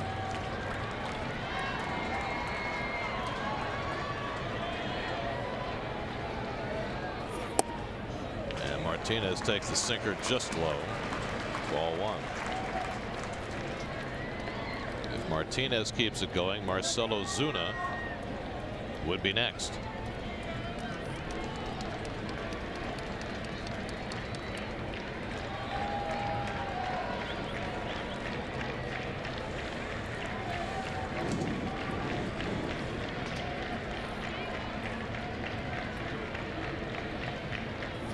Martinez lifts one to center field. Back goes Lagares onto the track, leaping. He can't get it.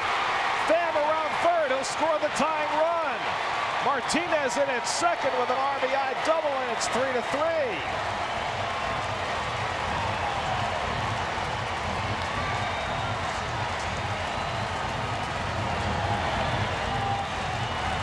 Well, this ball is smoked.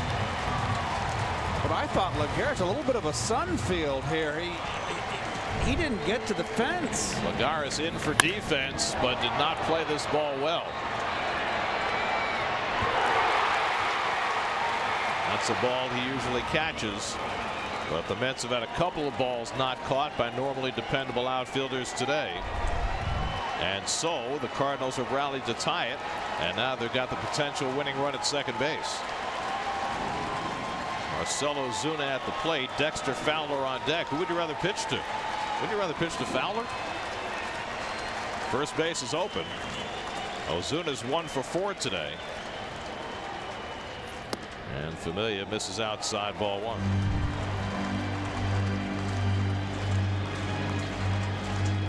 Sinker, not enough sink. Boy, he went down and got it.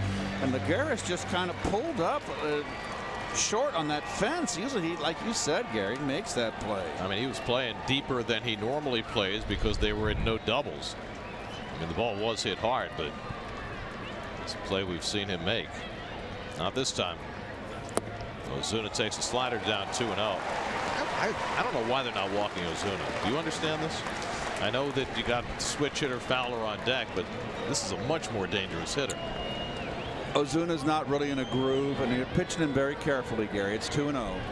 Ozuna's a free swinger. Try to get him to strike his own self out. We'll see. Martinez getting a hefty lead off second. And Ozuna takes a hack. 2-1. Bottom dropped out of that sinker. I would pitch to him, Gary. I would. I just don't want the left-hand hitter up, even though Fowler has not looked good. You got one of the best relievers in the game out there. Great stuff. Third blown save this season for Familia. And now just trying to hang on and get this game to the 11th. 2-1 to Ozuna.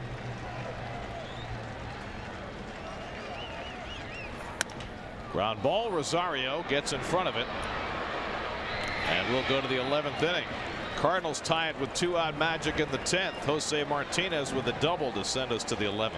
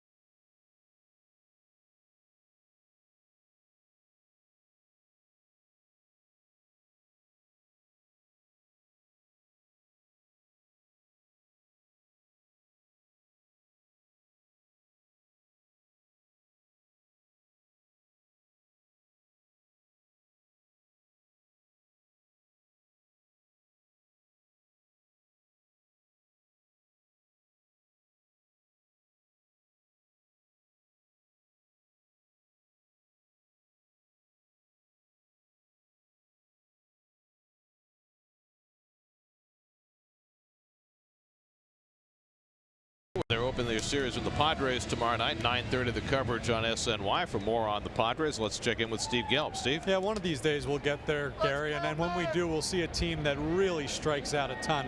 Across Major League Baseball, strikeouts are the highest they've ever been, but the Padres are really taking it to another level. 273 strikeouts on the season. They've the NL, I should say, is averaging 216, so you can see just how much more significant that is. They struck out 16 times as a team yesterday, have struck out 10 or more times 8 of the last 10, averaging 10.5 Ks per game. The record is 9.7.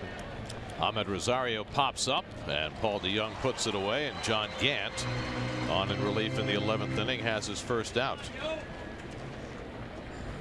There are the strikeouts that Steve was referring to. The Padres far and away the most in the National League. Their lineup is terrible right now, especially lately with Hosmer and Villanueva out. They should both be back for tomorrow night's game, and that'll certainly help them.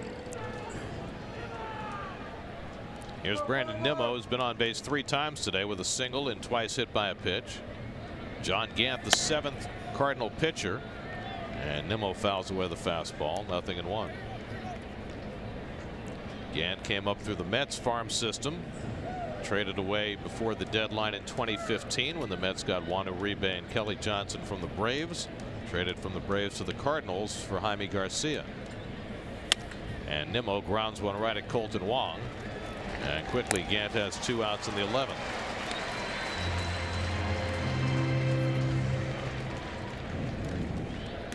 So Cespedes will bat with the bases empty.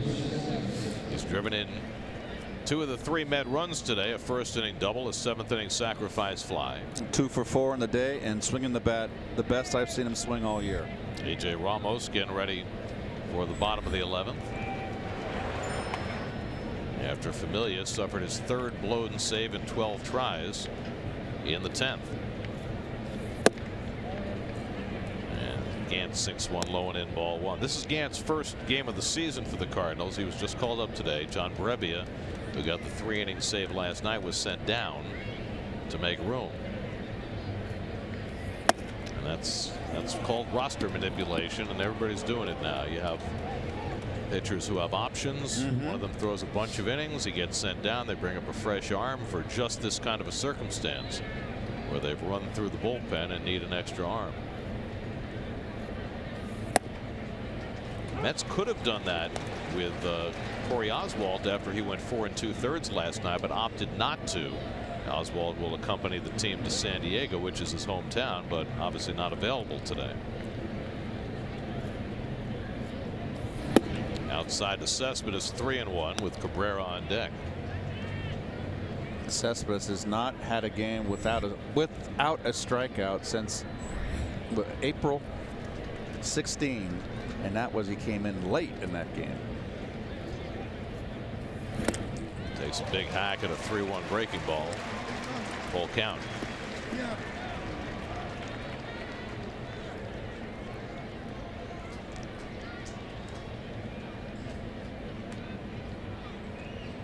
You might have just shot the clown, Butterman.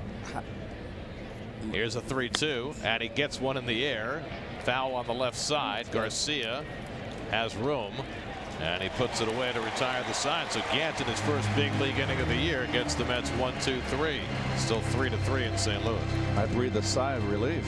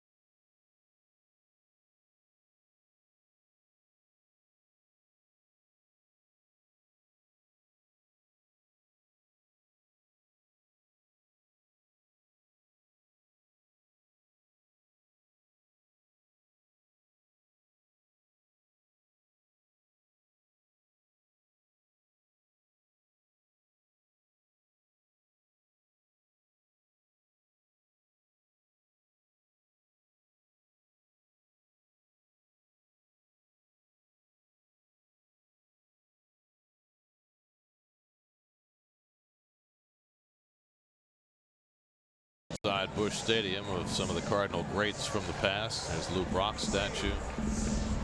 Who's that? Is that Jim Bottomley? I'm not sure. I don't think Bottomley's out there. Looks like an old first baseman. It's a lot of them. Here's Ozzie Smith diving.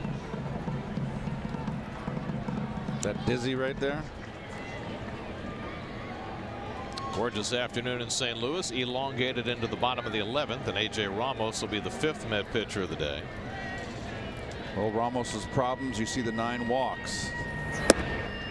And he throws first pitch out of the strike zone to Dexter Fowler. Fowler's 0 for 3, hit by a pitch by Gazelman in the 9th inning. DeYoung and Wong to follow in the bottom of the 11th. Each team with 3 runs, 9 hits, and 1 error. Changeup. Wow. He's a kitchen sink kind of reliever. Yeah, he likes to throw his secondary pitches, and that's what gets him in trouble when he loses command. His last outing in Atlanta on Saturday, faced 3 batters and walked 2 of the 3. They both came around to score. 2-1 to Fowler.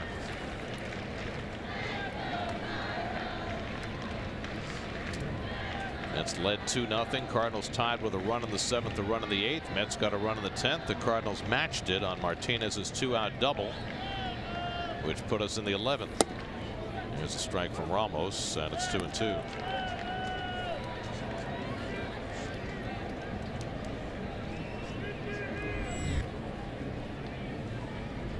Paul DeYoung waiting on deck. 2-2 to Fowler, and he fouls one at the plate. Fowler 1 for 2 in his career against Ramos.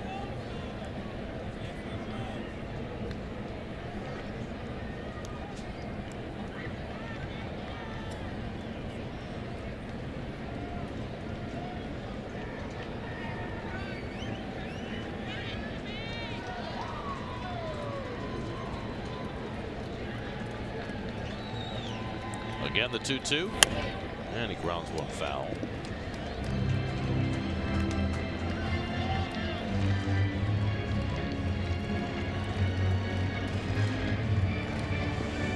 A rough start for Fowler.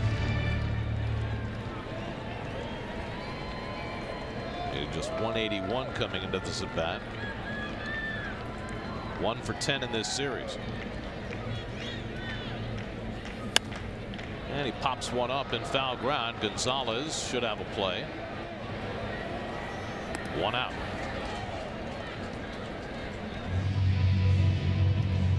So Ramos gets his first, retiring Fowler on a foul pop-up, and now the very dangerous Paul DeYoung. DeYoung has a single, a double, and a walk this afternoon. He's 2 for 3. Now 20 for 52 in his career against the Mets. That's .385 with 14 extra base hits in 52 at bats. And the curveball from Ramos misses for ball 1. I mean, he's a good hitter. He's got more home runs since his call up than any middle infielder in baseball, but he just crushes the Mets. First time facing Ramos, and the curveball in for a strike. 1-1.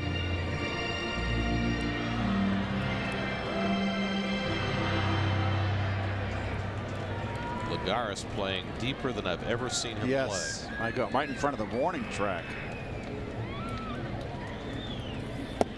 I mean, you know, it's a no doubles thing in extra innings, but particularly after getting burned by Martinez, he's playing deeper than I've ever seen. That's, I know no one's on base, but that's a, to me, that's a little extreme.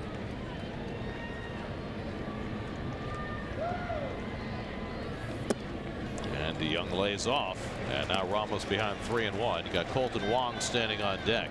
This is a guy you do not want to give into.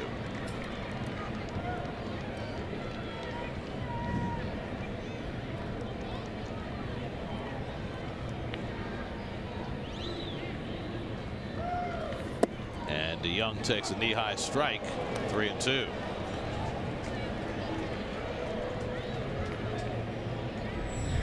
Colton Wong hitless today, waiting on deck.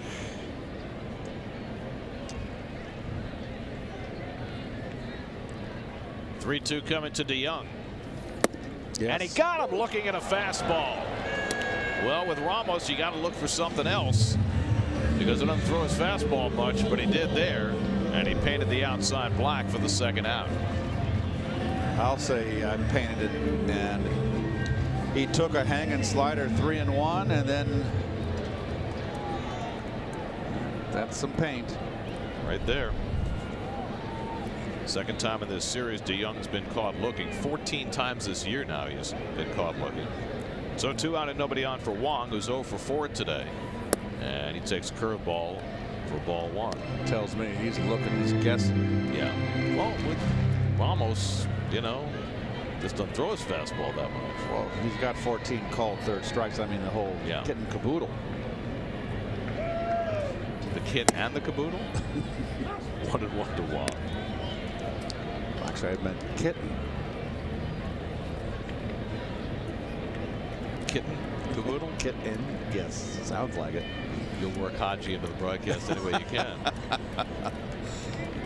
1-1 to Wong. And that's low and in. 93 from Ramos. Don't see that very often. Greg Garcia hitting in the 8th spot would be next.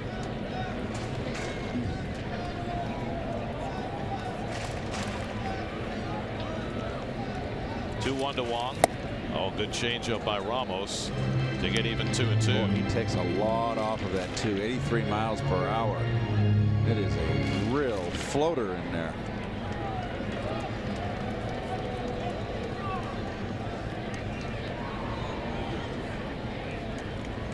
(2-2) coming. Off the corner with the fastball, and now a full count to Wong.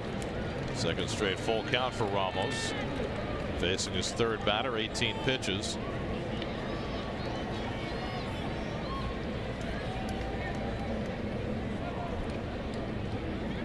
(3-2). Struck him out. Got him with the changeup. Ramos with back-to-back strikeouts to finish off the bottom of the 11th. Much better inning for Ramos as he sets him down 1-2-3. Leads leading hitter coming into the day. He's been blanked so far as Dribble Cabrera set to lead off for the Mets as we go to the 12th.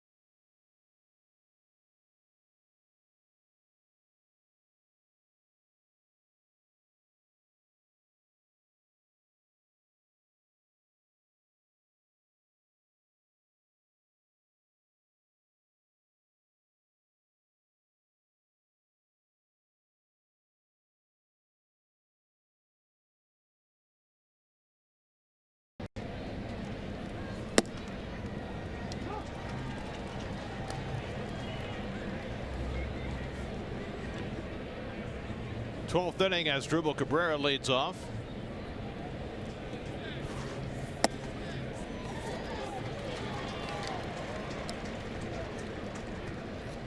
Cabrera 0 for 5 this afternoon. Facing John Gant, working his second inning of relief.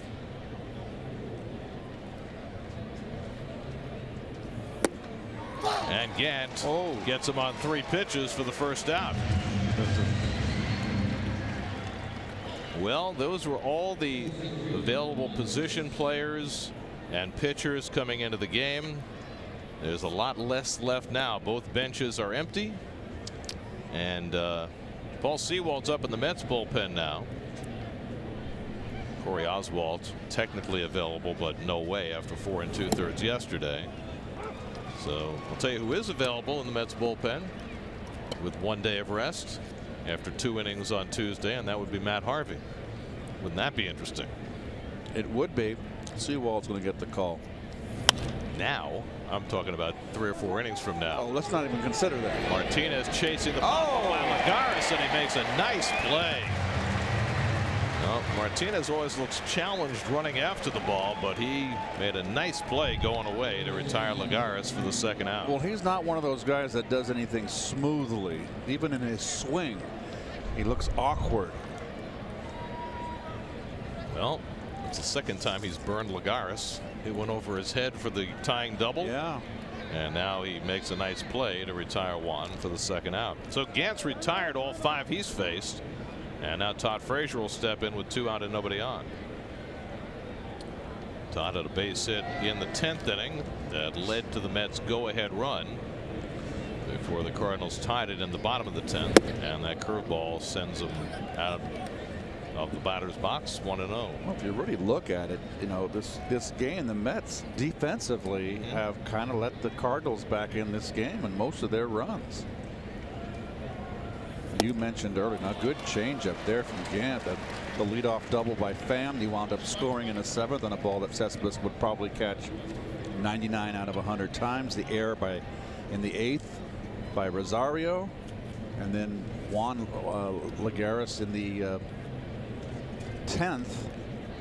I think he just misplayed that ball. I think he lost it to Sun for a bit. So they've opened the door for the Cardinals. I mean, you're talking about 2 plays not made by Gold Glove outfielders, Cespedes and Lagares, who are normally so reliable, but not always. And Frazier takes a knee-high strike, 2-2. Extra innings on SNY brought to you by Nissan. Get the technology of tomorrow today at Nissan Now. Shop ChooseNissan.com. Gant's been very impressive in his season debut. And that just missed. Full count to Frazier. Adrian Gonzalez would be next.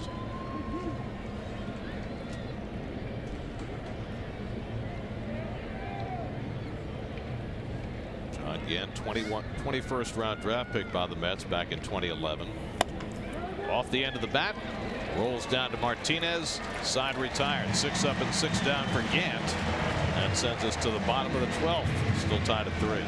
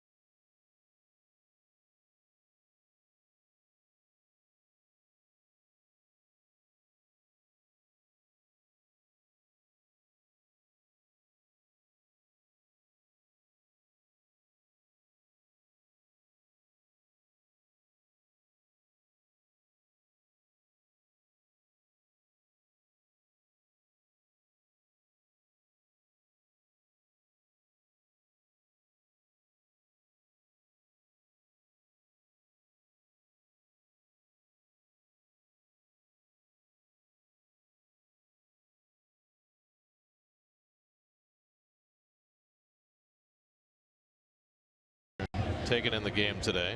I saw guys walking out on that crane earlier. You saw it. I don't think that's a job I'd want. No.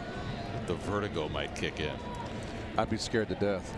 Paul Sewald has been just tremendous, and he'll come in to pitch the bottom of the 12th today. Greg Garcia leads off for St. Louis. Smacks the first pitch to left, but Cespedes is right there to grab it.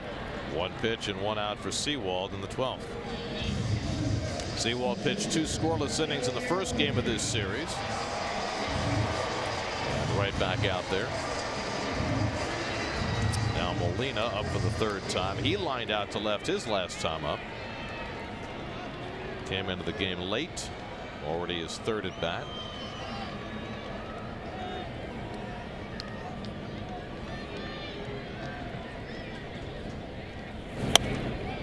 And he pops one up. Lobaton for a look. At the screen, he makes the catch. Ball just stayed in play for him. Looked off the bat like it might make it into the seats, but Lobaton used every available inch to retire Molina for the 2nd out. 2 pitches, 2 outs for Sewald. Can't get more efficient than that. Now the pitcher's spot is due up, and John Gant's going to bat for himself because, as noted earlier, both teams are out of bench reserves. It's also worth noting from a Cardinal perspective that their best hitting starting pitchers are A. Adam Wainwright, who's on the disabled list, and B. Carlos Martinez, who started today's game. The Mets, on the other hand, have Jacob deGrom and Steven Matz in the dugout, both of whom can handle the bat. Carlos is still here. He didn't dye his hair blue since he came out of the game.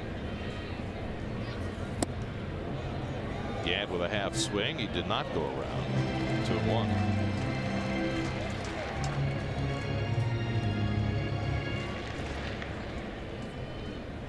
He's got a lot of energy left. On the corner, 2-2. Gant's looking for his first big league hit. He's 0 for 10 in his career.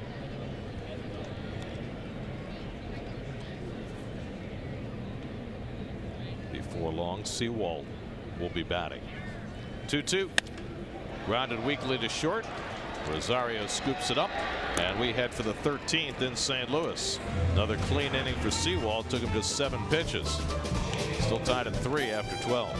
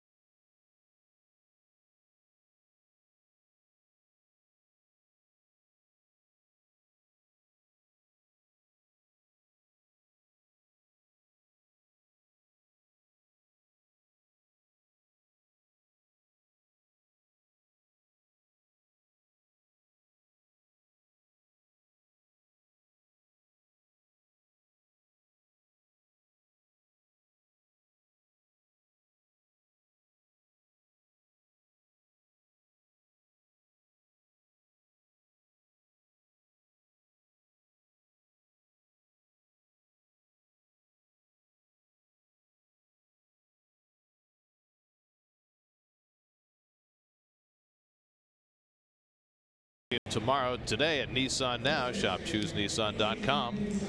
This is now the Mets' longest game so far this year. They've had 2 12-inning games. Now we move to the 13th. Adrian Gonzalez leads off against John Gant, who's been perfect through 2 innings of relief. Gonzalez 1 for 4 and a walk today, and he takes a strike from Gant. Jose Lobaton on deck, and then the pitcher's spot for the Mets. There's nobody up in the bullpen, so it would appear as though Sewald is going to have to bat for himself, just as Gant did a moment ago. Rolled out to Wong on the outfield grass, and Gonzalez retired 1 away. 7 up and 7 down for the former Met farmhand John Gant. So now it's Lobaton, who was an unlikely hero in the 10th inning. In his only turn at bat in this game, he came up with the bases loaded and 2 out, and lo and behold, Luke Gregerson walked him to force in the go-ahead run. Cardinals then tied the game in the bottom of the 10th, and so we play on. And Lobaton takes a curveball for a strike.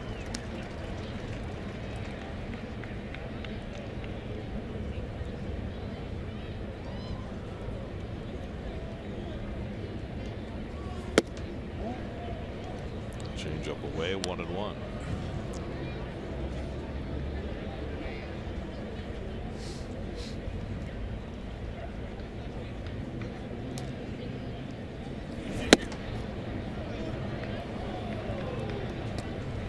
Very good strike zone from Visconti, Jansen Visconti, the home plate umpire. He's been really spot on the entire game. First time we've ever seen him behind the plate. Yanked foul by Lobaton, 2-2, and he is. I haven't seen a single player argue a call today. I mean, normally you get a young umpire. There's, you know, griping here and there. Nothing.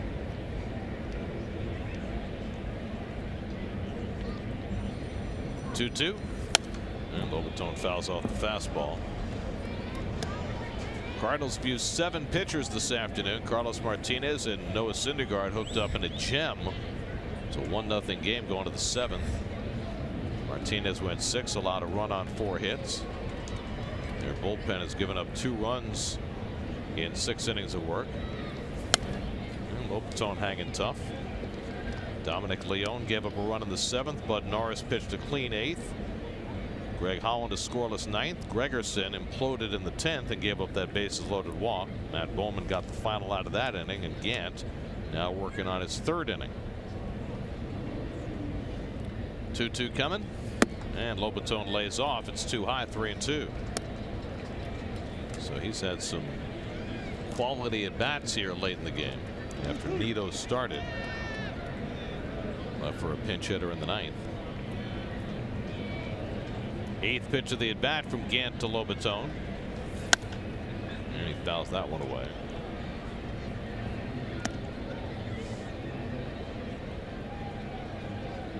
Sewald earnestly swinging a bat in the on deck circle.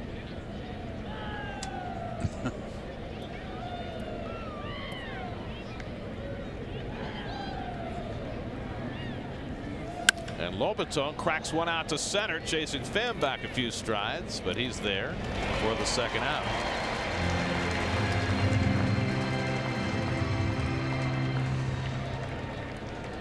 So now Paul Sewald looking for his first big league hit. 0 for 3 in his career.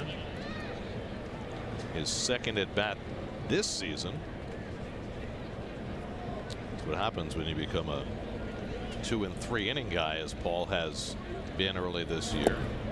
He can't lay off the breaking ball. 0-1. Well, John Gant has been a revelation for the Cardinals this afternoon. I'll say he's just called up today. You got enough pretzels over there? I do. I got hungry all of a sudden. You have wait a second. You've got the basket of small pretzels and the plate of large pretzel. What do you want to do? How do you decide? What do you want to do about it? How do you decide? Broken bat roller. Wong moves over to get it, and that retires the side. 3 perfect innings of relief for John Gant. Seawald will head back to the mound, still tied at 3.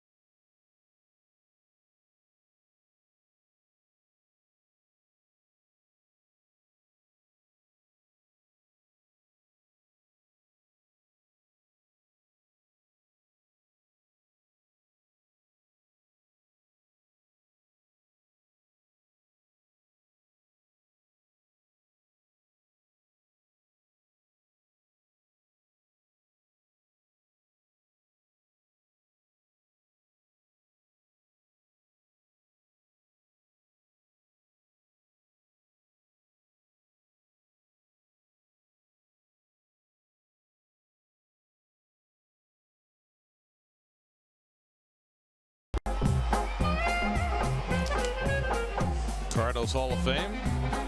All the World Series champions, all 11 of them, dating back to 1926 and most recently in 2011.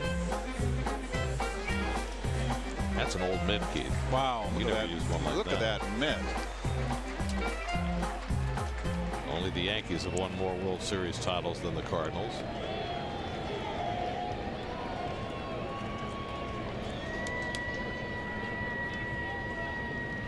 Bottom of the 13th, Tommy Pham already has 4 hits today. And Seawald throws a slider on the corner for a strike. Pham singled in the 4th, doubled off Cespedes' glove and scored in the 7th, singled to drive in a run in the 8th, had an infield hit and scored the tying run in the 10th.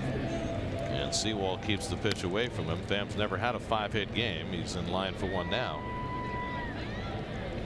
Jose Martinez on deck, then Marcelo Zuna in the bottom of the 13th. And Pham fouls back the fastball, 1-2. Mets got 7 1/3 stellar innings out of Syndergaard today. 1 earned run, no walks, 7 strikeouts. Robert Gazelman, 2/3 of an inning, gave up the game-tying hit in the 8th. Seth Lugo, a scoreless 9th. Jay Reese Familia gave up the tying run in the 10th. A.J. Ramos a 1-2-3-11.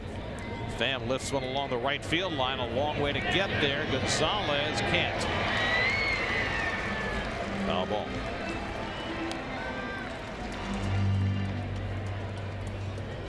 There really is so much more room in foul territory here than in any other of the newer ballparks. Think about Citi Field, and there's maybe half as much room along the lines. This to me is fair. I think it's a fair foul territory. Fairer foul territory? Yes. I see what you did there. On the outside corner, got him looking. Seawald spotting the fastball and getting Pham for the first out. Looking for a slider. I don't know. Here it is. Cheap pitch cast. Another good call by the young home plate umpire, Jansen Visconti. Right down the middle. My goodness, he had to be looking for something with a wrinkle on it. So now it's Jose Martinez, who hit the game-tying double with 2 out in the bottom of the 10th. And I want you to look at where Juan Lagares is playing. Juan Lagares is playing in Illinois. I mean, that's the neighborhood where Martinez hit the double that beat him in the 10th. I mean, that's crazy. That's extreme. And Juan's a guy who loves to play shallow.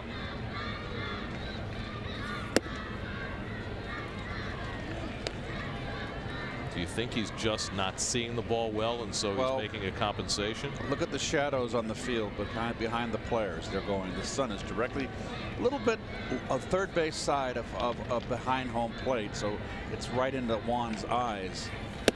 Good breaking ball by Sewald to get ahead 1-2. Sewald continues to shine. There's been a lot of talk about the development of his changeup, but it's been all fastballs and sliders here to retire his first 4 batters and get ahead on Martinez 1-2. Poked foul.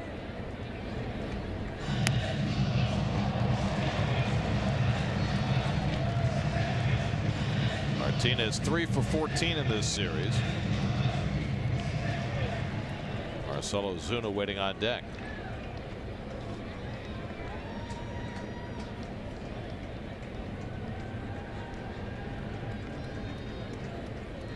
One-two coming. It's off the plate, 2-2. That bullpen's retired 8 in a row since the Martinez double tied the game in the 10th. See those shadows starting to encroach toward the circle around home plate. Not quite there yet.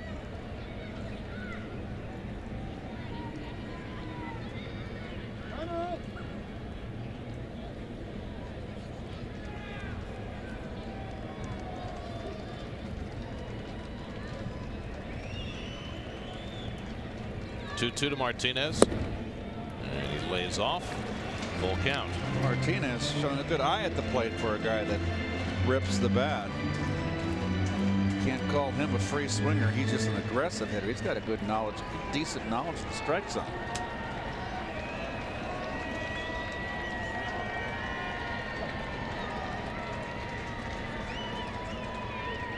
Three-two, and he walked him. Sewald kept trying to keep that ball away from Martinez, and he winds up walking him. First walk given up by Sewald, only the second all day for the Mets pitching staff. Familia walked, or I should say Lugo walked 1 in the 9th. That was the only other walk.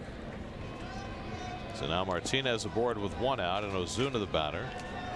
Ozuna flared one to right to drive in a run in the 7th. He's 1 for 5 on the day. Guy who drove in 124 runs for the Marlins last year.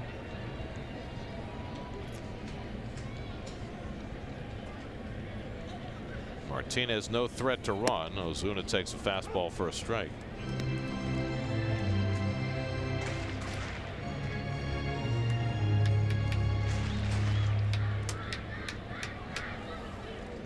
That outfielder still playing out there way out in St. Louis County somewhere. Slashed foul, and it's 0-2 to Ozuna.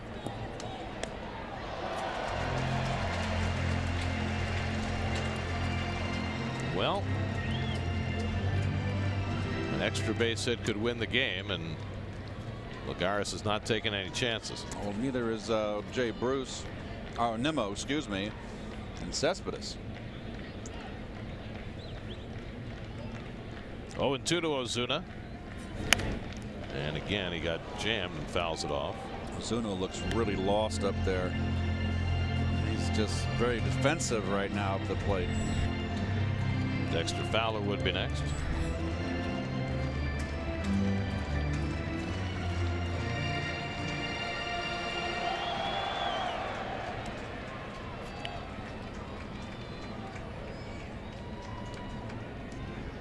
Again, the 0-2 off the corner, 1-2.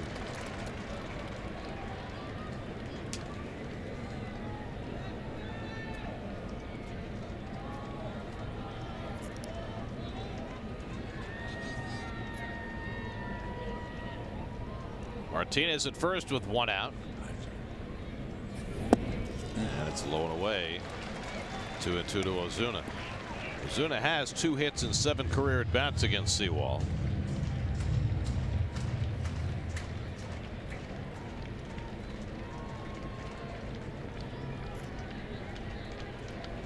Just 2 hits and 14 at bats in this series. 2-2 coming. Popped it up foul. Look him backing out of play.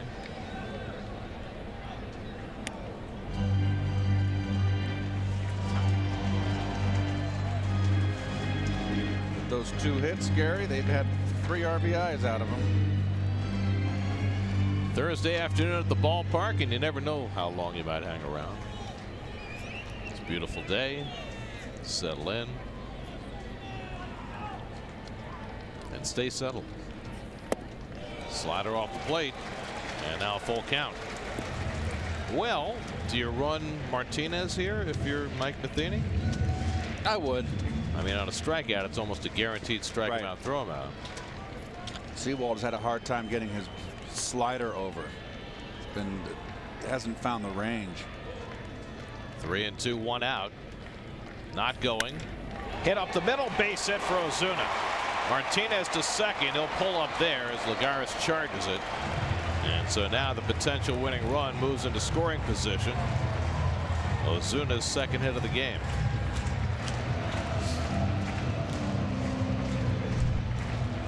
Fastball. Hasn't been able to get the slider over. Right on it.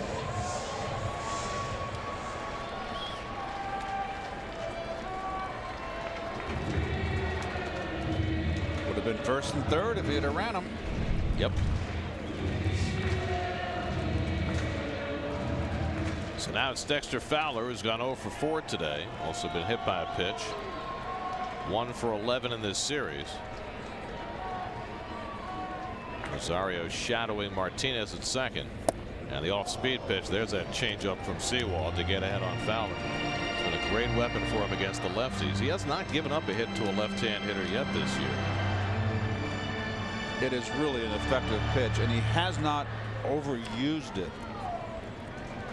Is that the soft pretzel or the hard pretzel? Soft. Oh, ripped into right field, a base hit. Martinez being waved around third. Nimmo unleashes the throw to the plate. Not in time, and the Cardinals win it. Dexter Fowler with the game-winning hit in the bottom of the 13th inning. And the Cardinals take the rubber game of the series 4-3.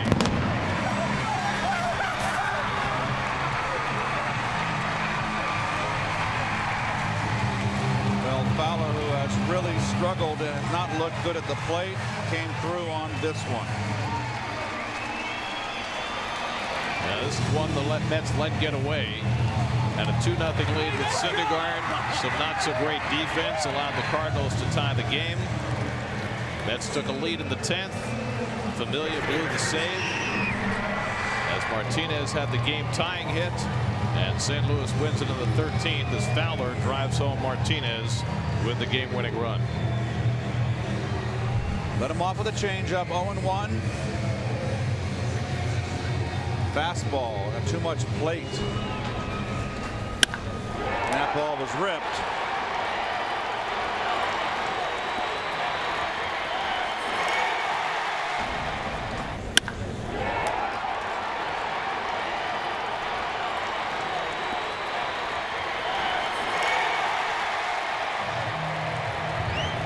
Jose Martinez, who drove in the tying run in the 10th, scores the winning run in the 13th. And so the Mets fall to 2-4 on this road trip and lose an extra inning game for the first time this year.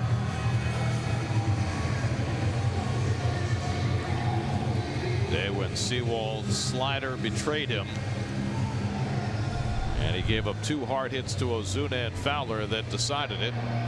John Gant in his first big league out of the year, 3 perfect innings of relief to get the win after a great pitcher's duel between Syndergaard, who pitched as well as he has all season, and Carlos Martinez, and the Cardinals win it in 13, 4-3. New York Mets baseball on SNY is brought to you by Hyundai. Get a great deal more than a great deal on all new Hyundai vehicles. See your Hyundai dealer today. By Cash for Life from the New York Lottery, you could win $1,000 a day for life. And by Geico, the #1 insurer in the New York market. Final score this afternoon in 13, the Cardinals 4, the Mets 3. Mets head to San Diego now to open their series against the Padres at Petco Park tomorrow night with